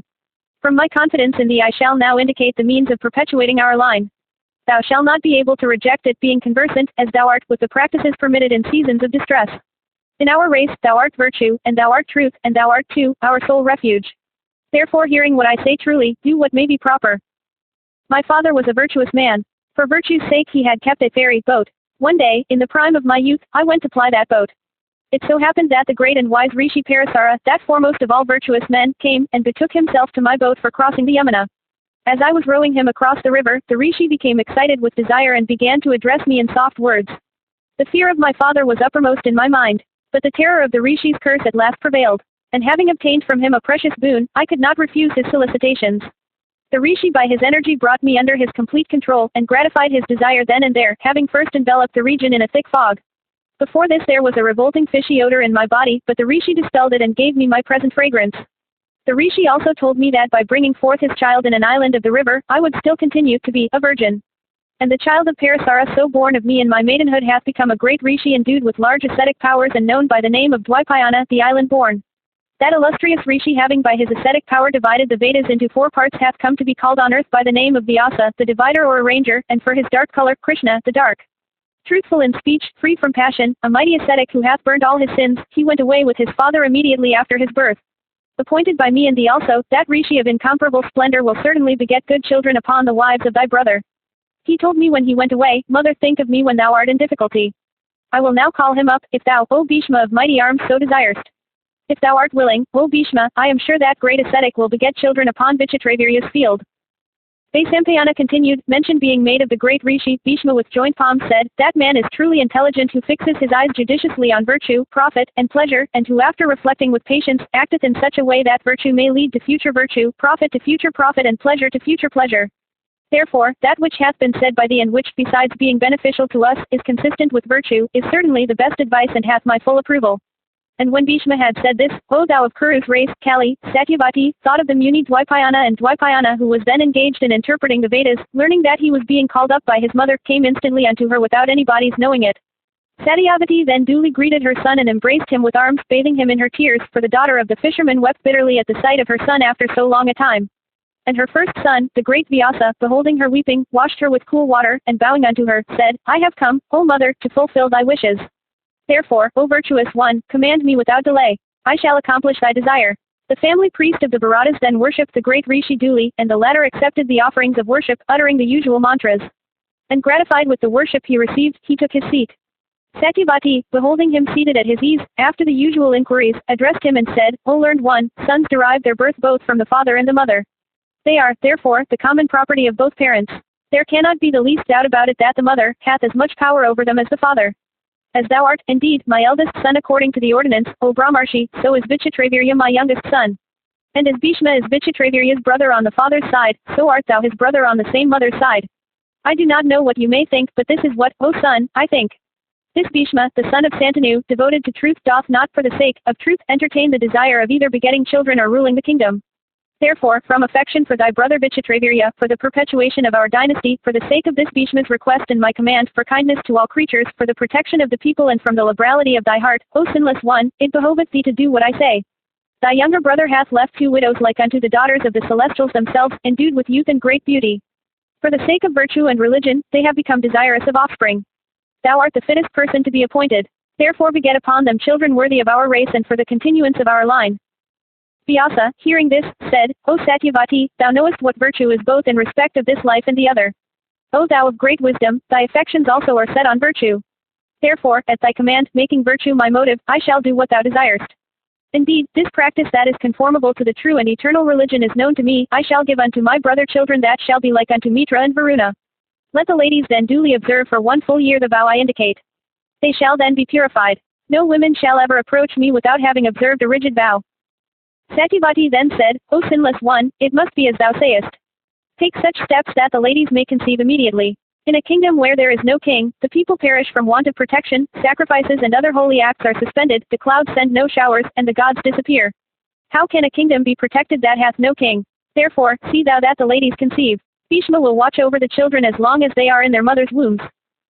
Vyasa replied, If I am to give unto my brother children so unseasonably, then let the ladies bear my ugliness. That in itself shall, in their case, be the austerest of penances. If the princess of Kosala can bear my strong odor, my ugly and grim visage, my attire and body, she shall then conceive an excellent child. Vaisampayana continued, having spoken thus unto Satyavati, Vyasa of great energy addressed her and said, Let the princess of Kosala clad in clean attire and checked with ornaments wait for me in her bedchamber. Saying this, the rishi disappeared. Satyavati then went to her daughter-in-law and seeing her in private spoke to her these words of beneficial and virtuous import, O princess of Kosala, listen to what I say. It is consistent with virtue. The dynasty of the Bharatas hath become extinct from my misfortune. Beholding my affliction and the extinction of his paternal line, the wise Bhishma, impelled also by the desire of perpetuating our race, hath made me a suggestion, which suggestion, however, for its accomplishment is dependent on thee. Accomplish it, O daughter, and restore the lost line of the Bharatas. O thou of fair hips, bring thou forth a child equal in splendor unto the chief of the celestials. He shall bear the onerous burden of this our hereditary kingdom. Satyavati having succeeded with great difficulty in procuring the assent of her virtuous daughter-in-law to her proposal which was not inconsistent with virtue, then fed Brahmanas and rishis and numberless guests who arrived on the occasion. Section CBI. Mahabharata Parva continued. Vaisampayana said, soon after the monthly season of the princess of Kosala had been over, Satyavati, purifying her daughter-in-law with a bath, held her into the sleeping apartment. There seating her upon a luxurious bed, she addressed her, saying, O Princess of Kosala, thy husband hath an elder brother who shall this day enter thy womb as thy child. Wait for him tonight without dropping off to sleep. Hearing these words of her mother-in-law, the amiable princess, as she lay on her bed, began to think of Bhishma and the other elders of the Kuru race. Then the rishi of truthful speech, who had given his promise in respect of Ambika, the eldest of the princesses, in the first instance, entered her chamber while the lamp was burning. The princess, seeing his dark visage, his matted locks of copper hue, blazing eyes, his grim beard, closed her eyes in fear. The rishi, from desire of accomplishing his mother's wishes, however knew her. But the latter, struck with fear, opened not her eyes even once to look at him. And when Vyasa came out, he was met by his mother, who asked him, Shall the princess have an accomplished son? Hearing her, he replied, The son of the princess she will bring forth shall be equal in might unto 10,000 elephants. He will be an illustrious royal sage possessed of great learning and intelligence and energy. The high-souled one shall have in his time a century of sons. But from the fault of his mother he shall be blind. At these words of her son, Satyavati said, O thou of ascetic wealth, how can one that is blind become a monarch worthy of the Kurus? How can one that is blind become the protector of his relatives and family, and the glory of his father's race? It behoveth thee to give another king unto the Kurus. Saying, So be it, Vyasa went away. And the first princess of Kosala in due time brought forth a blind son. Soon after Satyavati, O chastiser of foes, summoned Vyasa, after having secured the assent of her daughter-in-law. Vyasa came according to his promise, and approached, as before, the second wife of his brother. And Ambalika beholding the rishi, became pale with fear, and Obarata, beholding her so afflicted and pale with fear, Vyasa addressed her and said, Because thou hast been pale with fear at the sight of my grim visage, therefore, thy child shall be pale in complexion. O thou of handsome face, the name also thy child shall bear will be Pandu, the pale. Saying this, the illustrious and best of rishis came out of her chamber. And as he came out, he was met by his mother, who asked him about the would-be child. The rishi told her that the child would be of pale complexion and known by the name of Pandu. Satyavati again begged of the rishi another child, and the rishi told her in reply, So be it. Ambalika, then, when her time came, brought forth a son of pale complexion. Blazing with beauty, the child was endued with all auspicious marks. Indeed, it was this child who afterwards became the father of those mighty archers, the Pandavas. Some time after, when the oldest of Vichitravirya's widows again had her monthly season, she was solicited by Satyavati to approach Vyasa once again. Possessed of beauty like a daughter of a celestial, the princess refused to do her mother-in-law's bidding, remembering the grim visage and strong odor of the rishi. She, however, sent unto him a maid of hers, endued with the beauty of an Aspara and decked with her own ornaments. And when the Vyasa arrived, the maid rose up and saluted him. And she waited upon him respectfully and took her seat near him when asked. And, O king, the great rishi of rigid vows was well pleased with her, and when he rose to go away, he addressed her and said, Amiable one, thou shalt no longer be a slave. Thy child also shall be greatly fortunate and virtuous, and the foremost of all intelligent men on earth. And, O king, the son thus begotten upon her by Krishna Dwaipayana was afterwards known by the name of Vidura. He was thus the brother of Dhritarashtra and the illustrious Pandu. And Vidura was free from desire and passion and was conversant with the rules of government, and was the god of justice born on earth under the curse of the illustrious rishi Mandavya. And Krishna Dwaipayana, when he met his mother as before, informed her as to how he had been deceived by the seniormost of the princesses and how he had begotten a son upon a Sudra woman. And having spoken thus unto his mother, the rishi disappeared from her sight. Thus were born, in the field of Vichitravirya, even of Dwaipayana, those sons of the splendor of celestial children, those propagators of the Kuru race. Section CBII. Sambhava Parva continued. Janamejaya said, What did the god of justice do for which he was cursed? And who was the Brahmana ascetic from whose curse the god had to be born in the Sudra caste? Vaisampayana said, There was a Brahmana known by the name of Mandavya. He was conversant with all duties and was devoted to religion, truth and asceticism. The great ascetic used to sit at the entrance of his hermitage at the foot of a tree, with his arms upraised in the observance of the vow of silence. And as he sat there for years together, one day there came into his asylum a number of robbers laden with spoil. And, O bull in Bharata's race, those robbers were then being pursued by a superior body as guardians of the peace. The thieves, on entering that asylum, hid their booty there, and in fear concealed themselves thereabout before the guards came. But scarcely had they thus concealed themselves when the constables in pursuit came to the spot. The latter, observing the rishi sitting under the tree, questioned him, O king, saying, O best of Brahmanas, which way have the thieves taken? Point it out to us so that we may follow it without loss of time. Thus questioned by the guardians of peace, the ascetic, O king, said not a word, good or otherwise, in reply. The officers of the king, however, on searching that asylum soon discovered the thieves concealed thereabout together with the plunder. Upon this, their suspicion fell upon the Muni, and accordingly they seized him with the thieves and brought him before the king. The king sentenced him to be executed along with his supposed associates. And the officers, acting in ignorance, carried out the sentence by impaling the celebrated rishi. And having impaled him, they went to the king with the booty they had recovered. But the virtuous Rishi, though impaled and kept without food, remained in that state for a long time without dying. And the Rishi by his ascetic power not only preserved his life but summoned other Rishi to the scene. And they came there in the night in the forms of birds, and beholding him engaged in ascetic meditation though fixed on that stake, became plunged into grief. And telling that best of Brahmanas who they were, they asked him saying, O Brahmana, we desire to know what hath been thy sin for which thou hast thus been made to suffer the tortures of impalement. Section CVIII. Sambhava Parva continued. Vaisampayana said, thus asked the tiger among munis, then answered those rishis of ascetic wealth, whom shall I blame for this? In fact, none else than my own self hath offended against me. After this, O monarch, the officers of justice, seeing him alive, informed the king of it. The latter, hearing what they said, consulted with his advisers, and came to the place and began to pacify the rishi. Fixed on the stake. And the king said, O thou best of rishis, I have offended against thee in ignorance. I beseech thee to pardon me for the same. It behoveth thee not to be angry with me. Thus addressed by the king, the muni was pacified. And beholding him free from wrath, the king took him up with the stake and endeavored to extract it from his body. But not succeeding therein, he cut it off at the point just outside the body. The muni, with a portion of the stake within his body, walked about, and in that state practiced the austerest of penances and conquered numberless regions unattainable by others. And for the circumstances of a part of the stake being within his body, he came to be known in the three worlds by the name of Ani Mandavya, Mandavya with the stake within. And one day that Brahmana acquainted with the highest truth of religion went unto the abode of the god of justice. And beholding the god there seated on his throne, the rishi reproached him and said, What, pray, is that sinful act committed by me unconsciously, for which I am bearing this punishment? Oh, tell me soon, and behold the power of my asceticism. The god of justice, thus questioned, replied, O thou of ascetic wealth, a little insect was once pierced by thee on a blade of grass. Thou bearest now the consequence of the act. O rishi, as a gift, however small, multiplieth in respect of its religious merits, so a sinful act multiplieth in respect of the woe it bringeth in its train. On hearing this, Ani Mandavya asked, Oh, tell me truly when this act was committed by me. Told in reply by the god of justice that he had committed it when a child, the rishi said, That shall not be a sin which may be done by a child up to the 12th year of his age from birth. The scriptures shall not recognize it as sinful. The punishment thou hast inflicted on me for such a venial offense hath been disproportionate in severity. The killing of a Brahmana involves a sin that is heavier than the killing of any other living being. Thou shalt therefore, O God of justice, have to be born among men even in the Sudra order. And from this day I establish this limit in respect of the consequence of acts, that an act shall not be sinful when committed by one below the age of 14. But when committed by one above that age, it shall be regarded as sin. Vaisampayana continued, Cursed for this fault by that illustrious rishi, the god of justice had his birth as Vidura in the Sudra order. And Vidura was well versed in the doctrines of morality and also politics and worldly profit. And he was entirely free from covetousness and wrath. Possessed of great foresight and undisturbed tranquility of mind, Vidura was ever devoted to the welfare of the Kurus. Section CIX. Sambhava Parva continued.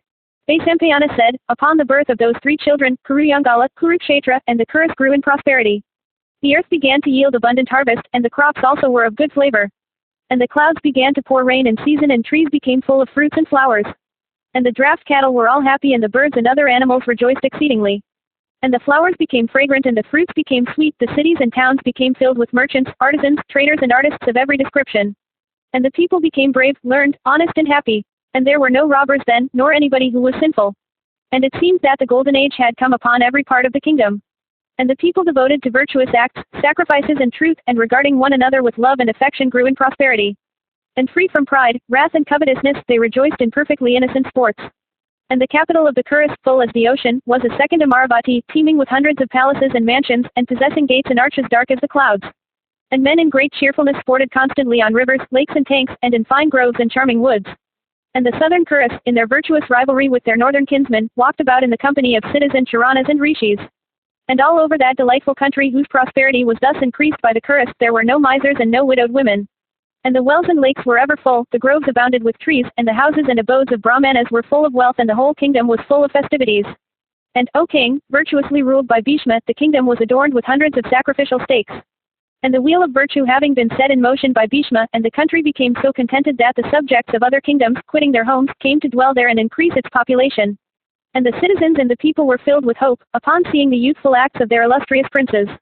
And, O king, in the house of the Kuru chiefs as also of the principal citizens, give, eat, were the only words constantly heard. And Dhritarashtra and Pandu and Vidura of great intelligence were from their birth brought up by Bhishma, as if they were his own sons. And the children, having passed through the usual rites of their order, devoted themselves to vows and study. And they grew up into fine young men skilled in the Vedas and all athletic sports. and they became well skilled in the practice of bow, in horsemanship, in encounters with mace, sword and shield, in the management of elephants in battle, and in the science of morality. Well read in history and the Puranas and various branches of learning, and acquainted with the truths of the Vedas and their branches, they acquired knowledge which was versatile and deep. And Pandu, possessed of great prowess, excelled all men in archery, while Dhritarashtra excelled all in personal strength, while in the three worlds there was no one equal to Vidura in devotion to virtue and in the knowledge of the dictates of morality.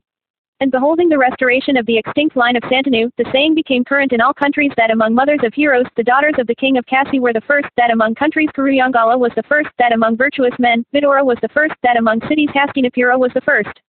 Pandu became king, for Dhritarashtra, owing to the blindness, and Vidura, for his birth by a Sudra woman, did not obtain the kingdom. One day Bhishma, the foremost of those acquainted with the duties of a statesman and dictates of morality, properly addressing Vidura conversant with the truth of religion and virtue, said as follows. Section CX. Mahabharata Parva continued. Bhishma said, this our celebrated race, resplendent with every virtue and accomplishment, hath all along sovereignty over all other monarchs on earth. Its glory maintained and itself perpetuated by many virtuous and illustrious monarchs of old, the illustrious Krishna, Dwaipayana, and Satyavati and myself have raised you three up, in order that it may not be extinct. It behoveth myself and thee also to take such steps that this our dynasty may expand again as the sea. It hath been heard by me that there are three maidens worthy of being allied to our race. One is the daughter of Surasena of the Yadava race, the other is the daughter of Subala, and the third is the princess of Madra. O son, all these maidens are of course of blue blood. Possessed of beauty and pure blood, they are eminently fit for an alliance with our family. O thou foremost of intelligent men, I think we should choose them for the growth of our race. Tell me what thou thinkst. Thus addressed, Vidura replied, Thou art our father and thou art our mother, too. Thou art our respected spiritual instructor. Therefore, do thou what may be best for us in thy eyes. Vaisampayana continued, soon after Bhishma heard from the Brahmanas that Gandhari, the amiable daughter of Subala, having worshipped Hara, Shiva, had obtained from the deity the boon that she should have a century of sons. Bhishma, the grandfather of the Kurus, having heard this, sent messengers unto the king of Gandhara. King Subala at first hesitated on account of the blindness of the bridegroom, but taking into consideration the blood of the Kurus, their fame and behavior, he gave his virtuous daughter unto Dhritarashtra, and the chaste Gandhari, hearing that Dhritarashtra was blind and that her parents had consented to marry her to him, from love and respect for her future husband, blindfolded her own eyes. Sakuni, the son of Subala, bringing unto the Kurus his sister endued with youth and beauty, formally gave her away unto Dhritarashtra. And Gandhari was received with great respect, and the nuptials were celebrated with great pomp under Bhishma's directions. And the heroic Sakuni, after having bestowed his sister along with many valuable robes, and having received Bhishma's adorations, returned to his own city. And, O thou of Bharata's race, the beautiful Gandhari gratified all the Kurus by her behavior and respectful attentions. And Gandhari, ever devoted to her husband, gratified her superiors by her good conduct, and as she was chaste, she never referred even by words to men other than her husband or such superiors. Section CXI. Mahabharata Parva continued. Vaisampayana continued, there was amongst the Yadavas a chief named Sura. He was the father of Vasudeva, and he had a daughter called Pritha, who was unrivaled for beauty on earth. And, O thou of Bharata's race, Sura, always truthful in speech, gave from friendship this his firstborn daughter unto his childless cousin and friend, the illustrious Kuntiboha, the son of his paternal and pursuant to a former promise. And Pritha in the house of her adoptive father was engaged in looking after the duties of hospitality to Brahmanas and other guests. Once she gratified by her attentions the terrible Brahmana of rigid vows, who was known by the name of Durvasa and was well acquainted with the hidden truths of morality. Gratified with her respectful attentions, the sage, anticipating by his spiritual power the future season of distress consequent upon the curse to be pronounced upon Pandu for his unrighteous act of slaying a deer while serving its mate, imparted to her a formula of invocation for summoning any of the celestials she liked to give her children. And the rishi said, those celestials that thou shalt summon by this mantra shall certainly approach thee and give thee children. Thus addressed by the Brahmana, the amiable Kunti, Pritha, became curious, and in her maidenhood summoned the god Arka, son. And as soon as he pronounced the mantra, she beheld that effulgent deity, that beholder of everything in the world, approaching her. And beholding that extraordinary sight, the maiden of faultless features was overcome with surprise. But the god Vivaswat's son, approaching her, said, Here I am, O black-eyed girl. Tell me what I am to do for thee. Hearing this, Kunti said, O slayer of foes, a certain Brahmana gave me this formula of invocation as a boon, and, O Lord, I have summoned thee only to test its efficacy. For this offense I vow to thee. A woman, whatever be her offense, always deserveth pardon. Surya, son, replied, I know that Durvasa hath granted this boon. But cast off thy fears, timid maiden, and grant me thy embraces. Amiable one, my approach cannot be futile, it must bear fruit. Thou hast summoned me, and if it be for nothing, it shall certainly be regarded as thy transgression. Vaisampayana continued, Vivaswat thus spoke unto her many things with a view to allay her fears, but, O Bharata, the amiable maiden, from modesty and fear of her relatives, consented not to grant his request. And, O bull of Bharata's race, Arka addressed her again and said, O princess, for my sake, it shall not be sinful for thee to grant my wish. Thus speaking unto the daughter of Kuntiboja, the illustrious Tapana the illuminator of the universe gratified his wish. And of this connection there was immediately born a son known all over the world as Karna, accounted with natural armor and with face brightened by ear-rings. And the heroic Karna was the first of all wielders of weapons, blessed with good fortune, and endued with the beauty of a celestial child. And after the birth of this child, the illustrious Tapana granted unto Pritha her maidenhood and ascended to heaven. And the princess of the Vrishni race, beholding with sorrow that son born of her, reflected intently upon what was then the best for her to do. And from fear of her relatives she resolved to conceal that evidence of her folly. And she cast her offspring endued with great physical strength into the water. Then the well-known husband of Radha, of the Sudha caste, took up the child thus cast into the water, and he and his wife brought him up as their own son. And Radha and her husband bestowed on him the name of Vasisana, born with wealth, because he was born with a natural armor and ear-rings. And endued as he was born with great strength, as he grew up, he became skilled in all weapons. Possessed of great energy, he used to adore the sun until his back was heated by his rays, i.e., from dawn to midday, and during the hours of worship there was nothing on earth that the heroic and intelligent Vasisana would not give unto the Brahmanas. And Indra, desirous of benefiting his own son Falguni, Arjuna, assuming the form of a Brahmana, approached Vasisana on one occasion and begged of him his natural armor. Thus asked, Karna took off his natural armor, and joining his hands in reverence gave it unto Indra in the guise of a Brahmana. And the chief of the celestials accepted the gift and was exceedingly gratified with Karna's liberality. He therefore gave unto him a fine dart, saying, That one, and one only, among the celestials, the Asuras, men, the Gandharvas, the Nagas, and the Rakshasas, whom thou desirest to conquer, shall be certainly slain with this dart. The son of Surya was before this known by the name of Vasisana. But since he cut off his natural armor, he came to be called Karna, the cutter or peeler of his own cover. Section CXII. Sambhava Parva continued. Vaisampayana said, The large-eyed daughter of Kuntiboja, Pritha by name, was endued with beauty in every accomplishment. Of rigid vows, she was devoted to virtue and possessed of every good quality. But though endued with beauty and youth and every womanly attribute, yet it so happened that no king asked for her hand. Her father Kuntiboja, seeing this, invited, O best of monarchs, the princes and kings of other countries, and desired his daughter to select her husband from among her guests. The intelligent Kunti, entering the amphitheater, beheld Pandu, the foremost of the Bharatas, that tiger among kings in that concourse of crowned heads. Proud as the lion, broad-chested, bull-eyed, endued with great strength, and outshining all other monarchs in splendor, he looked like another Indra in that royal assemblage. The amiable daughter of Kuntiboja, of faultless features, beholding Pandu, that best of men in that assembly, became very much agitated. And advancing with modesty, all the while quivering with emotion, she placed the nuptial garland about Pandu's neck. The other monarchs, seeing Kunti choose Pandu for her lord, returned to their respective kingdoms on elephants, horses and cars, as they had come. Then, O king, the bride's father caused the nuptial rites to be performed duly. The Kuru prince, blessed with great good fortune, and the daughter of Kuntiboja formed a couple like Maghavat and Ptolemy, the king and queen of the celestials. And, O best of Kuru monarchs, King Kuntiboja, after the nuptials were over, presented his son-in-law with much wealth and sent him back to his capital. Then the Kuru prince Pandu, accompanied by a large force bearing various kinds of banners and pennons, and eulogized by Brahmanas and great rishis pronouncing benedictions, reached his capital. And after arriving at his own palace, he established his queen therein. Section CXIII. Sambhava Parva continued. Vaisampayana continued, some time after, Bhishma the intelligent son of Santanu set his heart upon getting Pandu married to a second wife. Accompanied by an army composed of 4 kinds of force, and also by aged counselors and brahmanas and great rishis, he went to the capital of the king of Madra. And that bull of the Valhikas, the king of Madra, hearing that Bhishma had arrived, went out to receive him. And having received him with respect, he got him to enter his palace. Arriving there, the king of Madra offered unto Bhishma a white carpet for a seat, water to wash his feet with, and usual oblation of various ingredients indicative of respect. And when he was seated at ease, the king asked him about the reason of his visit. Then Bhishma, the supporter of the dignity of the Kurus, addressed the king of Madra and said, O oppressor of all foes, know that I have come for the hand of a maiden. It hath been heard by us that thou hast a sister named Madri, celebrated for her beauty and endued with every virtue. I would chose her for Pandu. Thou art, O king, in every respect worthy of an alliance with us, and we also are worthy of thee. Reflecting upon all this, O king of Madra, accept this duly. The ruler of Madra, thus addressed by Bhishma, replied, To my mind there is none else than one of thy family with whom I can enter into an alliance. But there is a custom in our family observed by our ancestors, which, be it good or bad, I am incapable of transgressing. It is well known, and therefore is known to thee as well, I doubt not.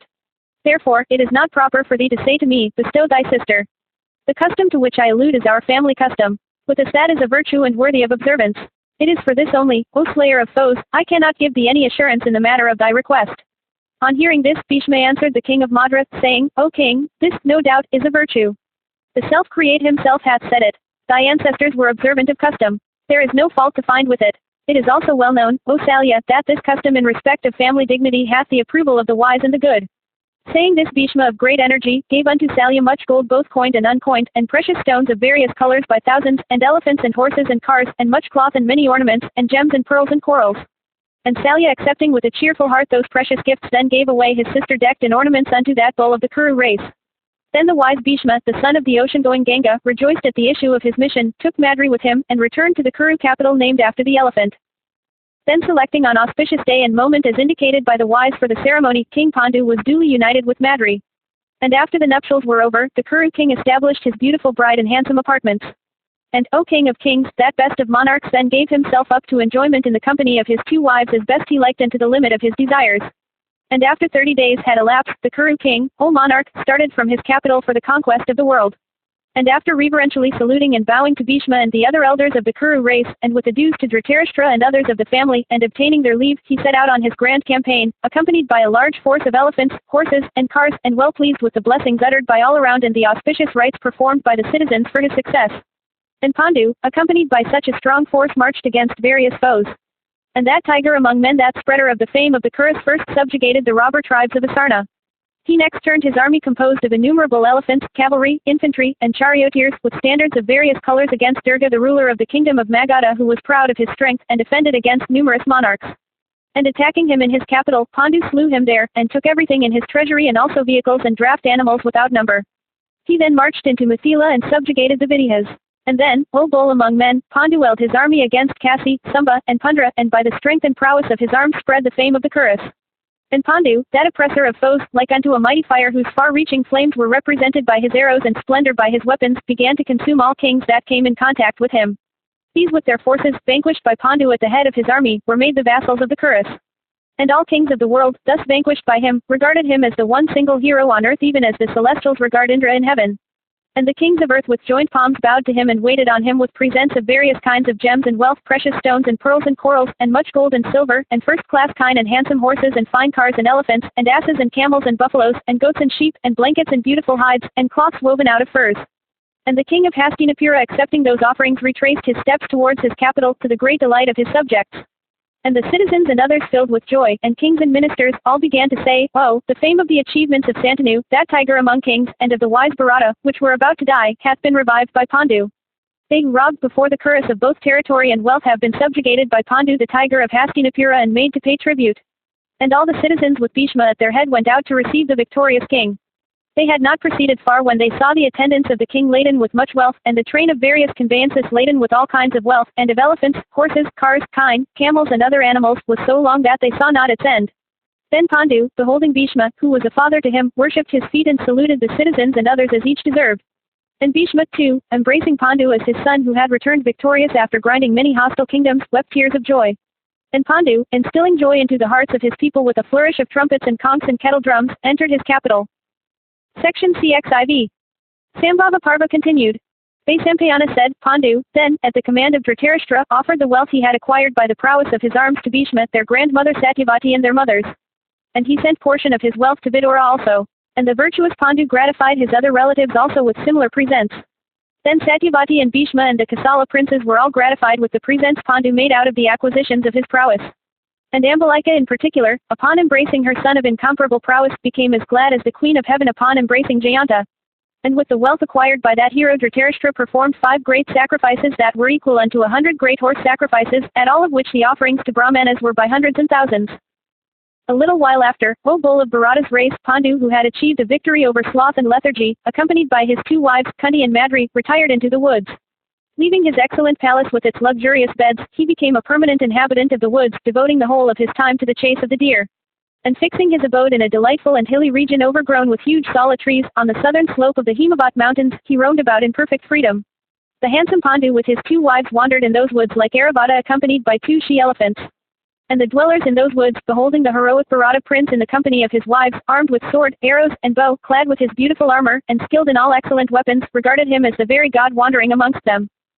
And at the command of Dhritarashtra, people were busy in supplying Pandu in his retirement with every object of pleasure and enjoyment. Meanwhile the son of the ocean-going Ganga heard that King Devaka had a daughter endued with youth and beauty and begotten upon a Sudra wife. Bringing her from her father's abode, Bhishma married her to Vidura of great wisdom. And Vidura begot upon her many children like unto himself in accomplishments. Section CXV. Sambhava Parva continued. Vaisampayana said, Meanwhile, O Janamejaya, Dhritarashtra begat upon Gandhari 100 sons, and upon a Vaisya wife another besides those 100. And Pandu had by his 2 wives Kunti and Madri 5 sons who were great charioteers and who were all begotten by the celestials for the perpetuation of the Kuru line. Janamejaya said, O best of Brahmanas, how did Gandhari bring forth those 100 sons and in how many years? What were also the periods of life allotted to each? How did Dhritarashtra also beget another son and a Vaisya wife? How did Dhritarashtra behave towards his loving, obedient, and virtuous wife Gandhari? How were also begotten the 5 sons of Pandu, those mighty charioteers, even though Pandu himself labored under the curse of the great Rishi, he slew? Tell me all this in detail, for my thirst for hearing everything relating to my own ancestor hath not been slaked. Vaisampayana said, One day Gandhari entertained with respectful attention the great Dwaipayana who came to her abode, exhausted with hunger and fatigue. Gratified with Gandhari's hospitality, the Rishi gave her the boon she asked for, viz. That she should have a century of sons each equal unto her lord in strength and accomplishments. Some time after Gandhari conceived and she bore the burden in her womb for 2 long years without being delivered. And she was greatly afflicted at this. It was then that she heard that Kunti had brought forth a son whose splendor was like unto the morning sun. Impatient of the period of gestation which had prolonged so long, and deprived of reason by grief, she struck her womb with great violence without the knowledge of her husband. And thereupon came out of her womb, after 2 years' growth, a hard mass of flesh like unto an iron ball. When she was about to throw it away, Dwaipayana, learning everything by his spiritual powers, promptly came there, and that first of ascetics beholding that ball of flesh, addressed the daughter of Subala thus, What hast thou done? Gandhari, without endeavoring to disguise her feelings, addressed the Rishi and said, Having heard that Kunti had brought forth a son like unto Surya in splendor, I struck in grief at my womb. Thou hadst, O Rishi, granted me the boon that I should have 100 sons, but here is only a ball of flesh for those 100 sons. Vyasa then said, Daughter of Subala, it is even so. But my words can never be futile. I have not spoken an untruth even in jest. I need not speak of other occasions. Let 100 pots full of clarified butter be brought instantly, and let them be placed at a concealed spot. In the meantime, let cool water be sprinkled over this ball of flesh. Vaisampayana continued, That ball of flesh then, sprinkled over with water, became, in time, divided into 101 parts, each about the size of the thumb. These were then put into those pots full of clarified butter that had been placed at a concealed spot and were watched with care. The illustrious Vyasa then said unto the daughter of Subala that she should open the covers of the pots after full 2 years. And having said this and made these arrangements, the wise Dwaipayana went to the Himavat mountains for devoting himself to asceticism. Then in time, King Duryodhana was born from among those pieces of the ball of flesh that had been deposited in those pots. According to the order of birth, King Yudhishthira was the oldest. The news of Duryodhana's birth was carried to Bhishma and the wise Vidura. The day that the haughty Duryodhana was born was also the birthday of Bhima of mighty arms and great prowess. As soon as Duryodhana was born, he began to cry and bray like an ass. And hearing that sound, the asses, vultures, jackals and crows uttered their respective cries responsively. Violent winds began to blow, and there were fires in various directions. Then King Dhritarashtra in great fear, summoning Bhishma and Vidura and other well-wishers and all the Kuras and numberless Brahmanas, addressed them and said, The oldest of those princes, Yudhishthira, is the perpetuator of our line. By virtue of his birth he hath acquired the kingdom. We have nothing to say to this. But shall this my son born after him become king? Tell me truly what is lawful and right under these circumstances.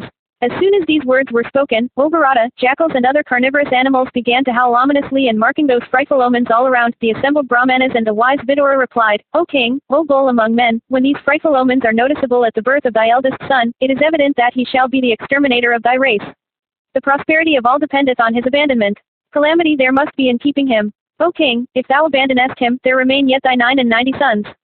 If thou desirest the good of thy race, abandon him, O Bharata. O king, do good to the world and thy own race by casting off this one child of thine. It hath been said that an individual should be cast off for the sake of the family, that a family should be cast off for the sake of a village, that a village may be abandoned for the sake of the whole country, and that the earth itself may be abandoned for the sake of the soul. When Vidura and those Brahmanas had stated so, King Dhritarashtra out of affection for his son had not the heart to follow that advice. Then, O king, within a month, were born a full 100 sons unto Dhritarashtra and a daughter also in excess of this 100. And during the time when Gandhari was in a state of advanced pregnancy, there was a maidservant of the Vaisya class who used to attend on Dhritarashtra. During that year, O king, was begotten upon her by the illustrious Dhritarashtra a son endued with great intelligence who was afterwards named Yuvutsu. And because he was begotten by a Kshatriya upon a Vaisya woman, he came to be called Karna. Thus were born unto the wise Dhritarashtra 100 sons who were all heroes and mighty chariot fighters, and a daughter over and above the 100, and another son Yuyutsu of great energy and prowess begotten upon a Vaisya woman. Section CXVI. Sambhava Parva continued. Janamejaya said, O sinless one, thou hast narrated to me from the beginning all about the birth of Dhritarashtra's 100 sons owing to the boon granted by the rishi. But thou hast not told me as yet any particulars about the birth of the daughter. Thou hast merely said that over and above the 100 sons there was another son named Uyutsu begotten upon a Vaisya woman, and a daughter. The great rishi Vyasa of immeasurable energy said unto the daughter of the king of Gandhara that she would become the mother of 100 sons. Illustrious one, how is that thou sayest Gandhari had a daughter over and above her 100 sons? If the ball of flesh was distributed by the great rishi only into 100 parts, and if Gandhari did not conceive on any other occasion, how was then Dasala born? Tell me this, O rishi. My curiosity hath been great. Vaisampayana said, O descendant of the Pandavas, thy question is just, and I will tell thee how it happened. The illustrious and great rishi himself, by sprinkling water over that ball of flesh, began to divide it into parts. And as it was being divided into parts, the nurse began to take them up and put them one by one into those pots filled with clarified butter. While this process was going on, the beautiful and chaste Gandhari of rigid vows, realizing the affection that one feeleth for a daughter, began to think within herself, there is no doubt that I shall have 100 sons, the Muni having said so. It can never be otherwise. But I should be very happy if a daughter were born of me over and above these 100 sons and junior to them all. My husband then may attain to those worlds that the possession of a daughter's sons conferreth. Then again, the affection the women feel for their sons-in-law is great. If therefore, I obtain a daughter over and above my 100 sons, then, surrounded by sons and daughters' sons, I may feel supremely blessed. If I have ever practiced ascetic austerities, if I have ever given anything in charity, if I have ever performed the homa through brahmanas, if I have ever gratified my superiors by respectful attentions, then, as the fruit of those acts, let a daughter be born unto me. All this while that illustrious and best of rishis, Krishna Dwaipayana himself was dividing the ball of flesh, and counting a full 100 of the parts, he said unto the daughter of Subala, Here are thy 100 sons. I did not speak aught unto thee that was false. Here, however, is one part in excess of the 100, intended for giving thee a daughter's son. This part shall develop into an amiable and fortunate daughter, as thou hast desired. Then that great ascetic brought another pot full of clarified butter, and put the part intended for a daughter into it. Thus have I, O Bharata, narrated unto thee all about the birth of Dasala. Tell me, O sinless one, what more I am now to narrate. Section CXVII. Sambhava Parva continued. Janamejaya said, Please recite the names of Dhritarashtra's sons according to the order of their birth. Vaisampayana said, Their names, O king, according to the order of birth, are Duryodhana, Uyutsu, Dusasana, Dusaha, Dusala, Jalasandha, Sama, Saha, Vinda and Anuvinda, Durdarsha, Subahu, Dushpradarshana, Durmarshana and Durmaka, Dushkarna and Karna, Vivinsati and Vikarna, Sala, Satwa, Sulachana, Chitra and Upachitra, Chitraksha, Sharuchitra, Sarasana, Durmana and Durvagaha, Vivitsu, Vikadanana, Arnanaba and Sunaba, then Nandaka and Upanandaka, Chitravana, Chitravarman, Suvarman, Durvamochana, Iovahu.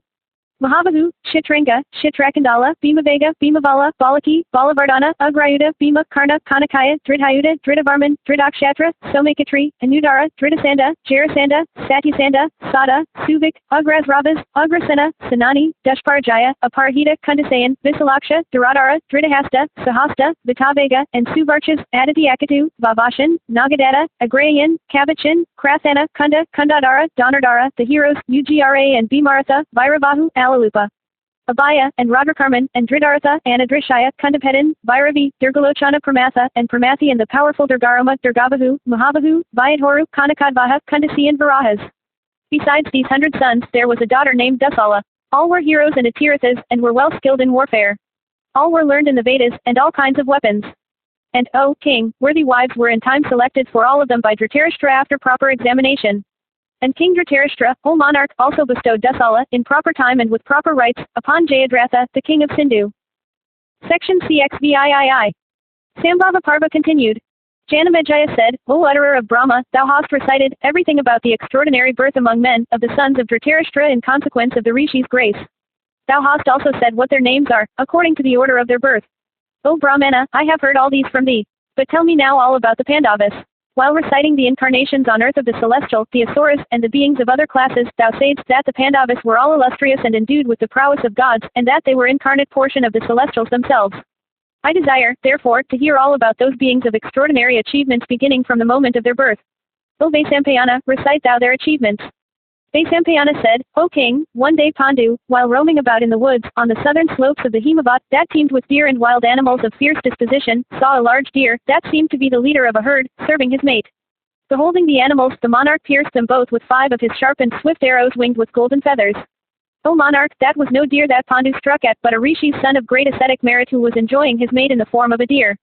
Pierced by Pandu, while engaged in the act of intercourse, he fell down to the ground, uttering cries that were of a man and began to weep bitterly. The deer then addressed Pandu and said, "O king, even men that are slaves to lust and wrath, and void of reason, and ever sinful, never commit such a cruel act as this. Individual judgment prevaileth not against the ordinance prevaileth against individual judgment. The wise never sanction anything discountenanced by the ordinance. Thou art born, O Bharata, in a race that hath ever been virtuous. How is it therefore, that even thou, suffering thyself to be overpowered by passion and wrath, losest thy reason?" Hearing this, Pandu replied, "O dear, kings behave in the matter of slaying animals of thy species exactly as they do in the matter of slaying foes. It behoveth thee not therefore to reprove me thus from ignorance. Animals of thy species are slain by open or covered means. This, indeed, is the practice of kings. Then why dost thou reprove me?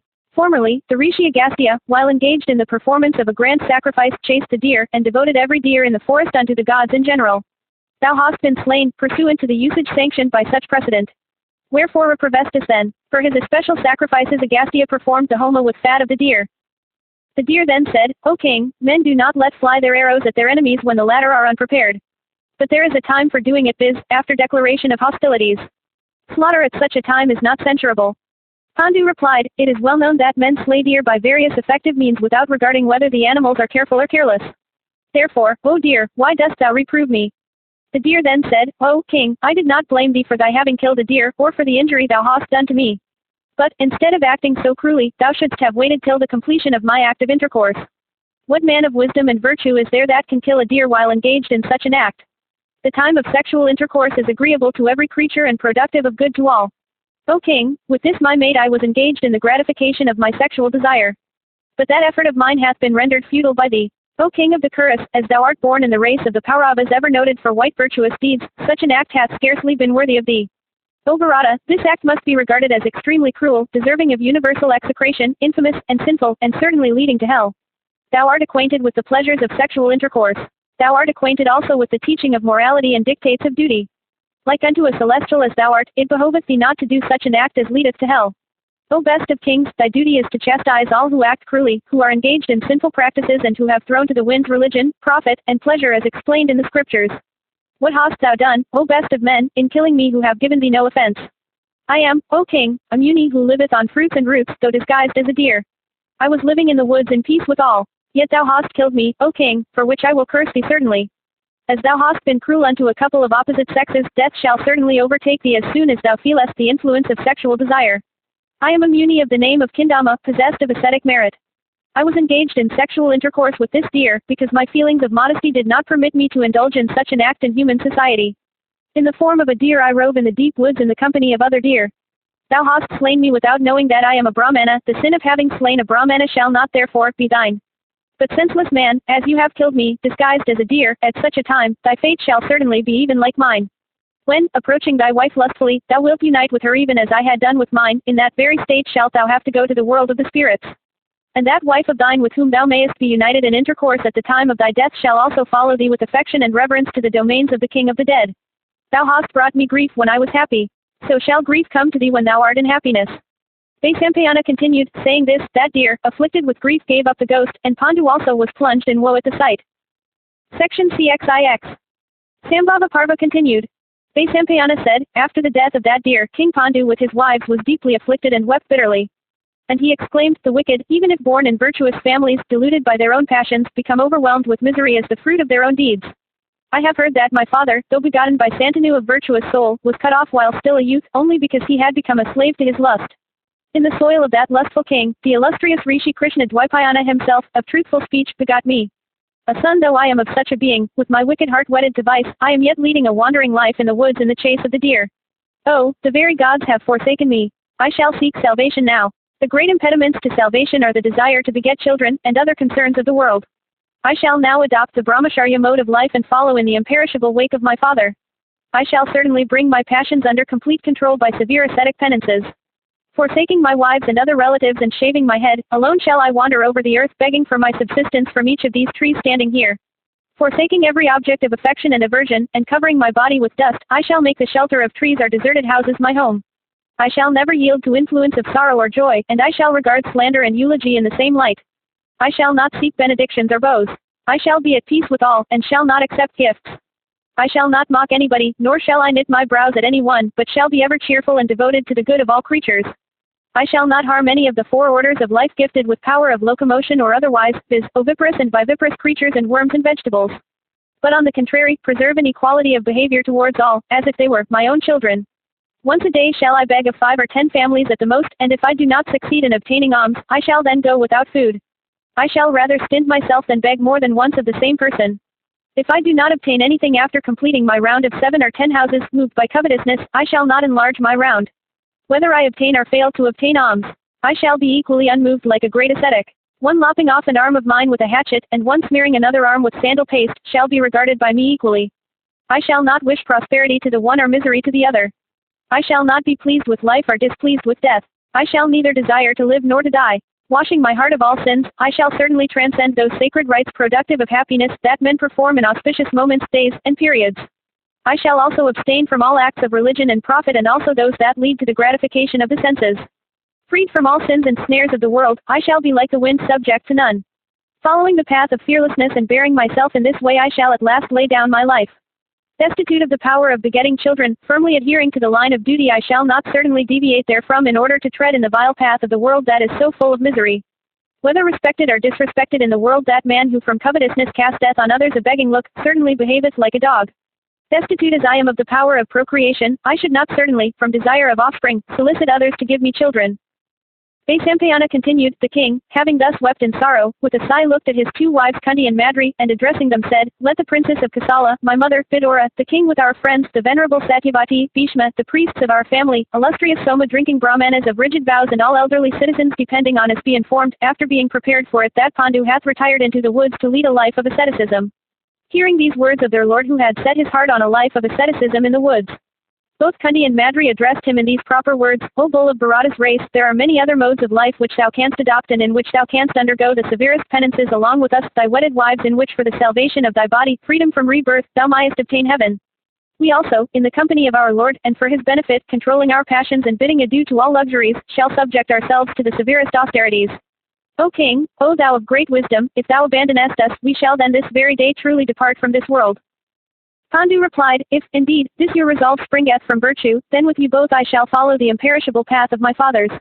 Abandoning the luxuries of cities and towns, clad in barks of trees, and living on fruits and roots, I shall wander in deep woods, practicing the severest penances. Bathing morning and evening, I shall perform the homa. I shall reduce my body by eating very sparingly, and shall wear rags and skins and knotted locks on my head. Exposing myself to heat and cold and disregarding hunger and thirst, I shall reduce my body by severe ascetic penances. I shall live in solitude, and I shall give myself up to contemplation. I shall eat fruit, ripe or green, that I may find. I shall offer oblations to the Pitris, mains, and the gods with speech, water, and the fruits of the wilderness. I shall not see, far less harm, any of the denizens of the woods, or any of my relatives, or any of the residents of cities and towns. Until I lay down this body, I shall thus practice the severe ordinances of the Vanaprastha scriptures, always searching for severer ones that they may contain. Vaisampayana continued. The Kuru king, having said this unto his wives, gave away to Brahmanas the big jewel in his diadem, his necklace of precious gold, his bracelets, his large earrings, his valuable robes, and all the ornaments of his wives. Then summoning his attendants, he commended them, saying, Return ye to Hastinapura, and proclaim unto all that Pandu with his wives hath gone into the woods, foregoing wealth, desire, happiness, and even sexual appetite. Then those followers and attendants, hearing these and other soft words of the king, set up a loud wail, uttering, Oh, we are undone. Then with hot tears trickling down their cheeks they left the monarch and returned to Hastinapura with speed, carrying that wealth with them that was to be distributed in charity. Then Dhritarashtra, that first of men, hearing from them everything that had happened in the woods, wept for his brother. He brooded over his affliction continually, little relishing the comfort of beds and seats and dishes. Meanwhile, the Kuru prince Pandu, after sending away his attendants, accompanied by his 2 wives and eating fruits and roots, went to the mountains of Nagasata. He next went to Chaitraratha, and then crossed the Kalakuta, and finally, crossing the Himavat, he arrived at Gandhamadana. Protected by Mahabhutas, Siddhas, and great rishis, Pandu lived, O king, sometimes on level ground and sometimes on mountain slopes. He then journeyed on to the lake of Indradyumna, whence crossing the mountains of Hansakuta, he went to the mountain of 100 peaks, Sata Sringa, and there continued to practice ascetic austerities. Section CXX. Sambhava Parva continued. Vaisampayana said, Pandu, possessed of great energy, then devoted himself to asceticism. Within a short time he became the favorite of the whole body of the Siddhas and Charanas residing there. And O Bharata, devoted to the service of his spiritual masters, free from vanity, with mind under complete control and the passions fully subdued, the prince, becoming competent to enter heaven by his own energy, attained to great, ascetic prowess.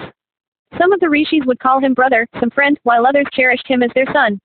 And O bull of Bharata's race, having acquired after a long time great ascetic merit coupled with complete singleness, Pandu became even like a Brahmarshi, though he was a Kshatriya by birth. On a certain day of the new moon, the great rishis of rigid vows assembled together, and desirous of beholding Brahman were on the point of starting on their expedition. Seeing them about to start, Pandu asked those ascetics, saying, "Ye first of eloquent men, where shall we go?"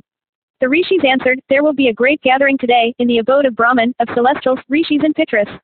Desirous of beholding the self-create, we shall go there today." Vaisampayana continued, hearing this, Pandu rose up suddenly, desirous of visiting heaven along with the great rishis.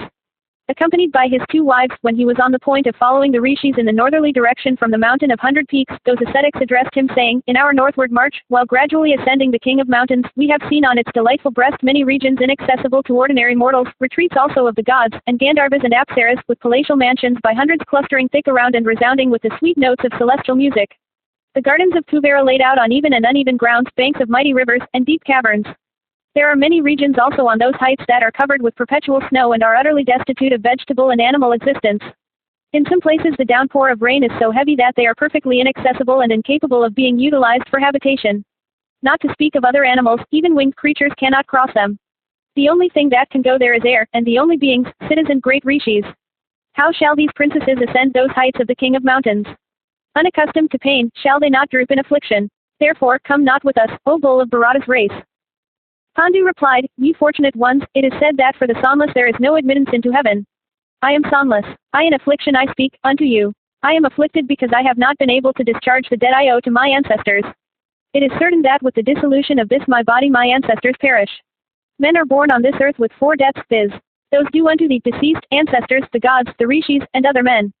In justice these must be discharged. The wise have declared that no regions of bliss exist for them that neglect to pay these debts in due time.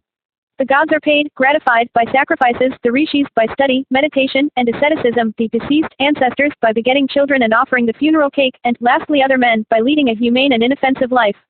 I have justly discharged my obligations to the rishis, the gods, and other men. But those others than these 3 are sure to perish with the dissolution of my body.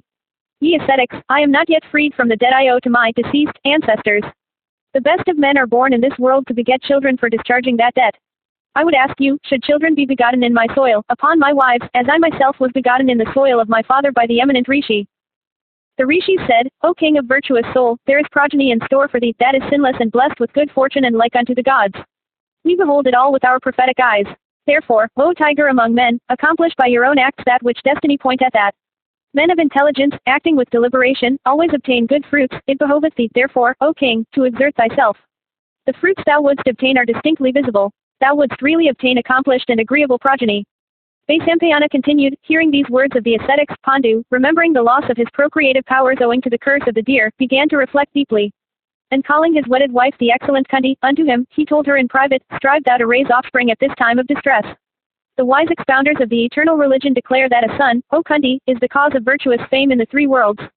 It is said that sacrifices, charitable gifts, ascetic penances, and vows observed most carefully, do not confer religious merit on a songless man. O thou of sweet smiles, knowing all this, I am certain that as I am songless, I shall not obtain regions of true felicity. O timid one, wretch that I was and addicted to cruel deeds, as a consequence of the polluted life I held, my power of procreation hath been destroyed by the curse of the deer. The religious institutes mention 6 kinds of sons that are heirs and kinsmen, and 6 other kinds that are not heirs but kinsmen. I shall speak of them presently. O Pritha, listen to me. They are, first, the son begotten by one's own self upon his wedded wife; second, the son begotten upon one's wife by an accomplished person from motives of kindness; third, the son begotten upon one's wife by a person for pecuniary consideration; fourth, the son begotten upon the wife after the husband's death; fifth, the maiden-born son; sixth, the son born of an unchaste wife; seventh, the son given; eighth, the son bought for a consideration; ninth, the son self-given; 10th, the son received with a pregnant bride; 11th, the brother's son; and 12th, the son begotten upon a wife of lower caste. On failure of offspring of a prior class, the mother should desire to have offspring of the next class. In times of distress, men solicit offspring from accomplished younger brothers. The self-born Manu hath said that men failing to have legitimate offspring of their own may have offspring begotten upon their wives by others, for sons confer the highest religious merit. Therefore, O Kundi, being destitute myself of the power of procreation, I command thee to raise good offspring through some person who is either equal or superior to me. O Kunti, listen to the history of the daughter of Saradandayana who was appointed by her lord to raise offspring. That warrior dame, when her monthly season arrived, bathed duly and in the night went out and waited on a spot where four roads met. She did not wait long when a Brahmana crowned with ascetic success came there. The daughter of Saradandayana solicited him for offspring. After pouring libations of clarified butter on the fire, in the performance of the sacrifice known by the name of Punsavana, she brought forth 3 sons that were mighty Kar warriors and of whom Durjaya was the eldest, begotten upon her by that Brahmana. O thou of good fortune, do thou follow that warrior dame's example at my command, and speedily raise offspring out of the seed of some Brahmana of high ascetic merit. Section CXXI. Sambhava Parva continued. Vaisampayana said, thus addressed, Kunti replied unto her heroic lord, King Pandu, that bull amongst the Kuras, saying, O virtuous one, it behoveth thee not to say so unto me. I am, O thou lotus-eyed one, thy wedded wife, devoted to thee.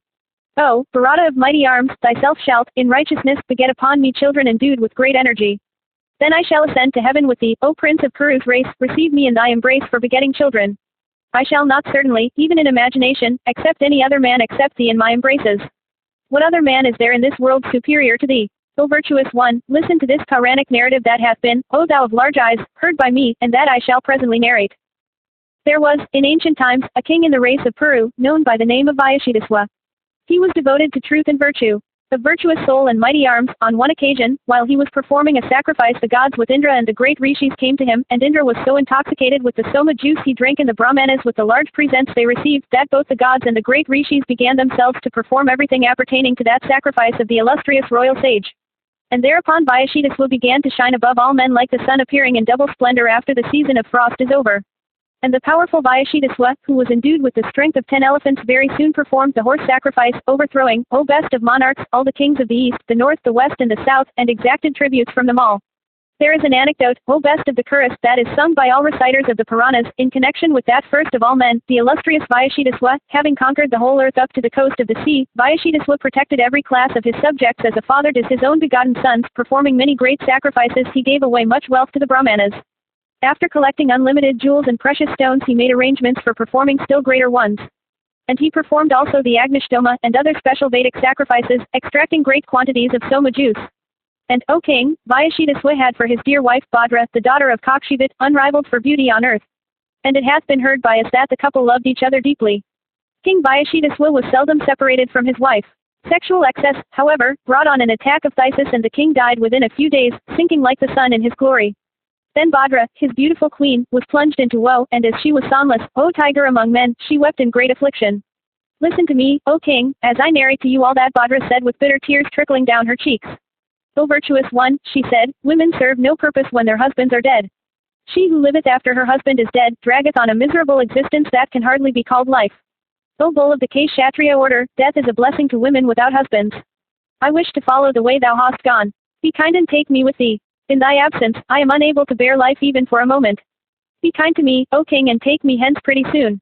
O tiger among men, I shall follow thee over the even and uneven ground. Thou hast gone away, O lord, never to return. I shall follow thee, O king, as thy own shadow. O tiger among men, I will obey thee, as thy slave, and will ever do what is agreeable to thee and what is for thy good. O thou of eyes like lotus petals, without thee, from this day, mental agonies will overwhelm me and eat into my heart. A wretch that I am, some loving couple had doubtless been separated by me in a former life, for which, in this life, I am made to suffer the pangs of separation from thee. O king, that wretched woman who liveth even for a moment separated from her lord, liveth in woe and suffereth the pangs of hell even here. Some loving couple had doubtless been separated by me in a former life, for which sinful act one am suffering this torture arising from my separation from thee. O king, from this day I will lay myself down on a bed of kusa grass and abstain from every luxury, hoping to behold thee once more. O tiger among men, show thyself to me. O king, O lord, command once more thy wretched and bitterly weeping wife plunged in woe. Kunti continued, it was thus, O Pandu, that the beautiful Bhadra wept over the death of her lord. And the weeping Bhadra clasped in her arms the corpse in anguish of heart. Then she was addressed by an incorporeal voice in these words, rise up, O Bhadra, and leave this place. O thou of sweet smiles, I grant thee this boon. I will beget offspring upon thee. Lie thou down with me on thy own bed, after the catamenial bath, on the night of the 8th or the 14th day of the moon. Thus addressed by the incorporeal voice, the chaste Bhadra did, as she was directed, for obtaining offspring. And, O bull of the Bharatas, the corpse of her husband begat upon her 7 children, viz. 3 Salwas and 4 Madras. O bull of the Bharatas, do thou also beget offspring upon me, like the illustrious Vayashidaswa, by the exercise of that ascetic power which thou possessest. Section CXXII. Sambhava Parva continued. Vaisampayana said, thus addressed by his loving wife, King Pandu, well acquainted with all rules of morality, replied in these words of virtuous import, O Kunti, what thou hast said is quite true. Vyashitaswa of old did even as thou hast said.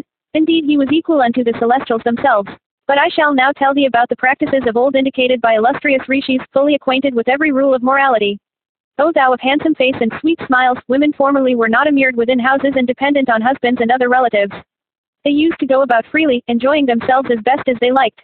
O thou of excellent qualities, they did not then adhere to their husbands faithfully, and yet, O handsome one, they were not regarded sinful, for that was the sanctioned usage of the times. That very usage is followed to this day by birds and beasts without any exhibition of jealousy. That practice, sanctioned by precedent, is applauded by great rishis. O thou of taper thighs, the practice is yet regarded with respect amongst the northern Kurus. Indeed, that usage, so lenient to women, hath the sanction of antiquity. The present practice, however, of women's being confined to one husband for life hath been established but lately. I shall tell thee in detail who established it and why. It hath been heard by us that there was a great rishi of the name of Uddalaka, who had a son named Sweetaketu who also was an ascetic of merit. O thou of eyes like lotus petals, the present virtuous practice hath been established by that Sweetaketu from anger. Hear thou the reason. One day, in the presence of Sweetaketu's father a Brahmana came and catching Sweetaketu's mother by the hand, told her, let us go.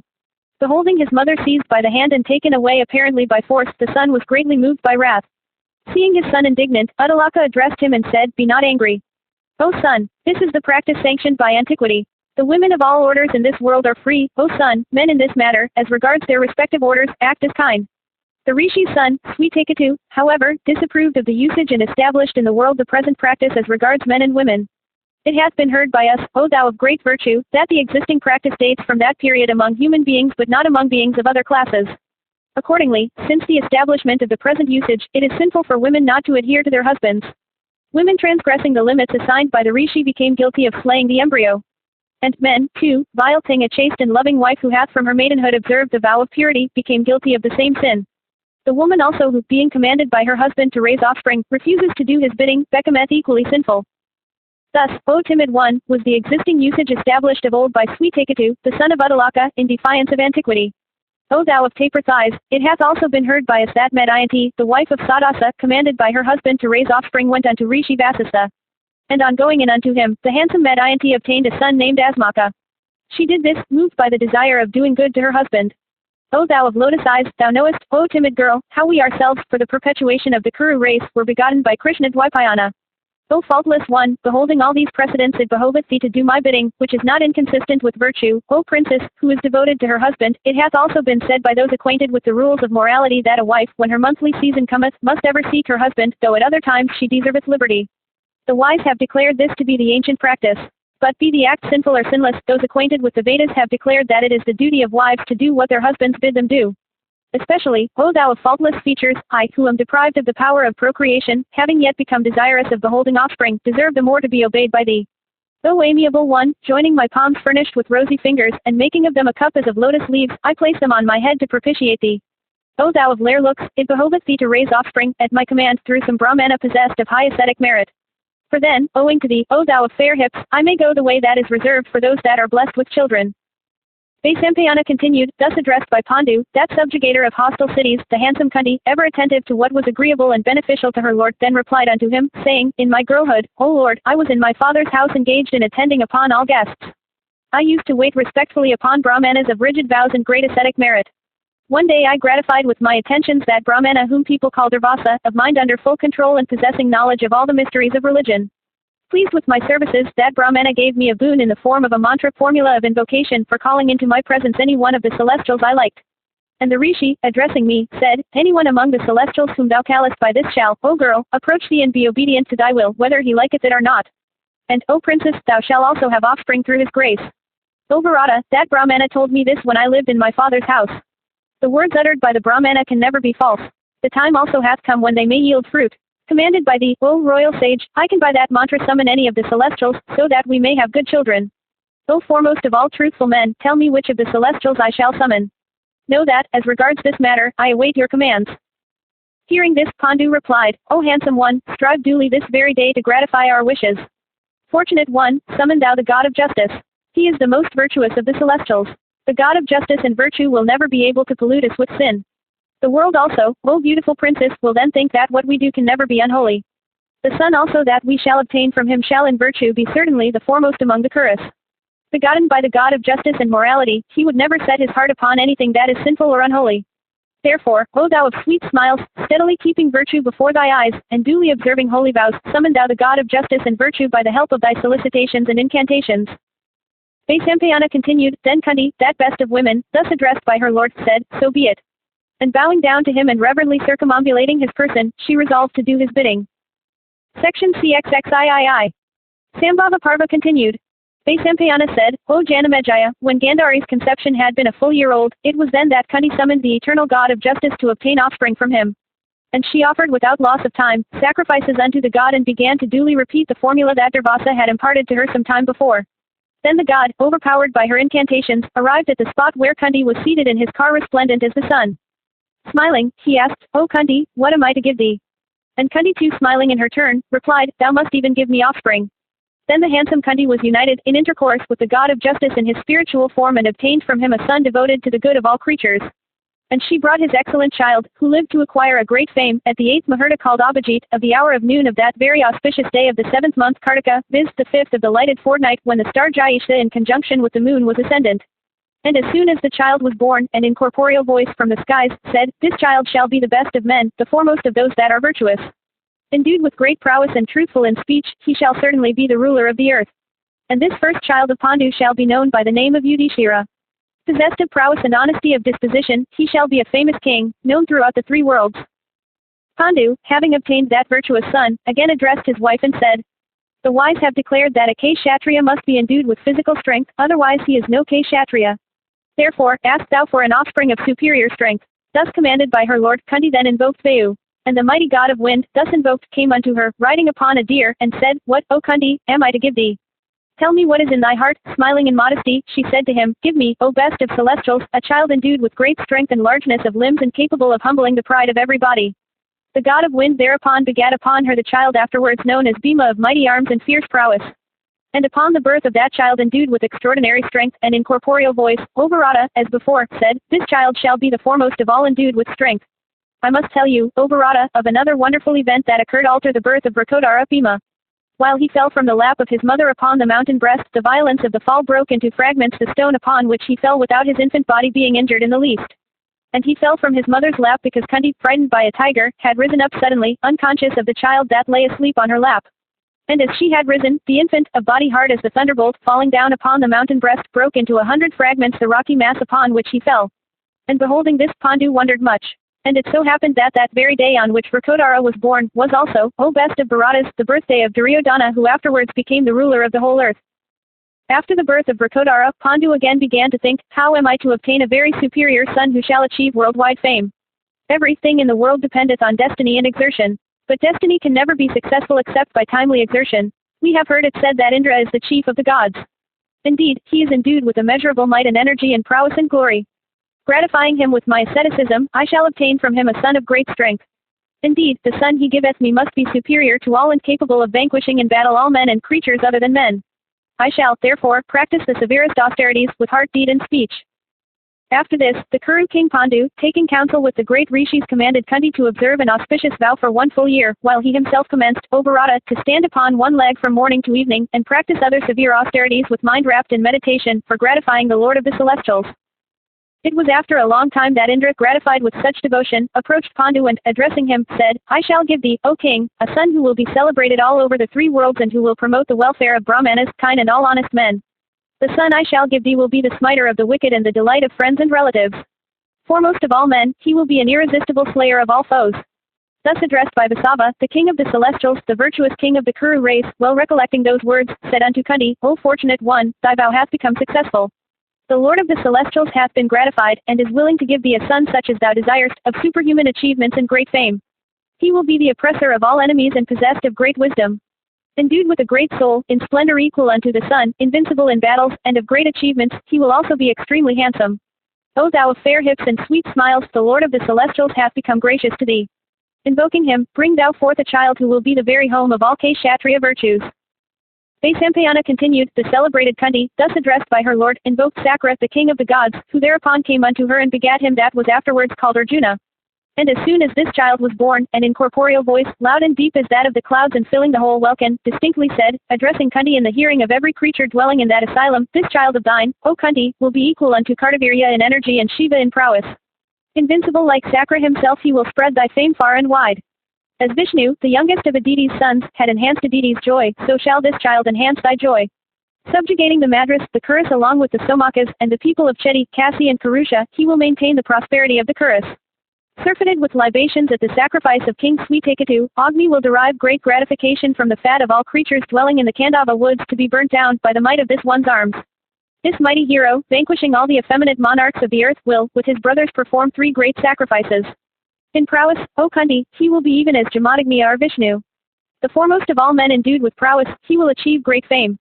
He will gratify in battle, by his heroism, Sankara, the god of gods, Mahadeva, and will receive from him the great weapon named Pasupada. This thy son of mighty arms will also slay, at the command of Indra, those Daityas called the Nivatakavakas who are the enemies of the gods. He will also acquire all kinds of celestial weapons, and this bull among men will also retrieve the fortunes of his race. Kunti heard these extraordinary words while lying in the room. And hearing those words uttered so loudly, the ascetics dwelling on the mountain of 100 peaks, and the celestials with Indra sitting in their cars, became exceedingly glad. The sounds of the invisible drum filled the entire welkin. There were shouts of joy, and the whole region was covered with flowers showered down by invisible agents. The various tribes of celestials assembled together, began to offer their respectful adorations to the son of Pritha. The sons of Kadru, Nagas, the son of Vaneda, the Gandharvas, the lords of the creation, and the 7 great rishis, viz. Bharadwaja, Kasyapa, Gautama, Viswamitra, Jamadagni, Vasistha, and the illustrious Atri who illumined the world of old when the sun was lost, all came there. And Marichi, Angiras, Pulastya, Pulaha, Kratu, Daksha the lord of creation, the Gandharvas, and Apsaras came there also. The various tribes of Apsaras, decked with celestial garlands and every ornament, and attired in fine robes, came there and danced in joy, chanting the praises of Vaivatsu, Arjuna. All around, the great rishis began to utter propitiatory formulas. And Tumbiru accompanied by the Gandharvas began to sing in charming notes. And Bhimasena and Ugrasena, Arneas and Anaga, Gopati and Dhritarashtra and Suryavarchas the 8th, Yugapa and Trinapa, Karshni, Nandi, and Chitraratha, Salasira the 13th, Parjanya the 14th, Kali the 15th, and Narada the 16th in this list, Brahata, Brahaka, Kerala of great soul, Brahmakaran, Vihuguna, Suvarna of great fame, Viswavasu, Bhumanu, Suchandra, Sam and the celebrated tribes of Haha and Hulu gifted with wonderful melody of voice, these celestial Gandharvas, O king, all went there. Many illustrious Apsaras also of large eyes, decked with every ornament came there to dance and sing. And Anachana and Anavadia, Gunamukya and Gunavara, Adrika and Soma, Misraksi and Alambusha, Marichi and Sachika, Vidyaparna and Tilatama and Ambika, Lakshmana, Keshamadevi, Ramba, Manorama, Asita, Subahu, Supriya, Suvapu, Pundarika, Saganda, Sarasa, Pramathini, Kamiya and Saradwati, all danced there together. And Manaka, Sahahanya, Karnika, Punjikastala, Ritashtala, Gratachi, Viswaki, Purvachati, the celebrated Umlaka, Pramlaka the 10th and Urvasi the 11th, these large-eyed dancing girls of heaven, came there and sang in chorus. And Darti and Aryaman and Mitra and Varuna, Bhaga and Indra, Vivaswat, Pushan, P.V. Astri and Parjanya or Vishnu, these 12 Adityas came there to glorify Pandu's son. And, O king, Marigavyata, Sarpa, the celebrated Nirati, Ajayakapada, Ahiradna, Panakan, Dahana, Iswara, Kapaline, Stanu and the illustrious Bhaga, these 11 Rudras, also came there. And the twins, the 8 Vasas, the mighty Maruts, the Vistivas, and the Sadyas, also came there. And Karkataka, Vasuki, Kachchapa, Kunda and the great Nagatakshaka, these mighty and wrathful snakes possessed of high ascetic merit also came there. And Tarkshaya, Arishtanemi, Garuda, Asidadvaha, these and many other Nagas, came there, so also Aruna and Aruni of Veneda's race also came there. And only great rishis crowned with ascetic success and not others saw those celestials and other beings seated in their cars are waiting on the mountain peaks. Those best of munis beholding that wonderful sight became amazed, and their love and affection for the children of Pandu was in consequence enhanced.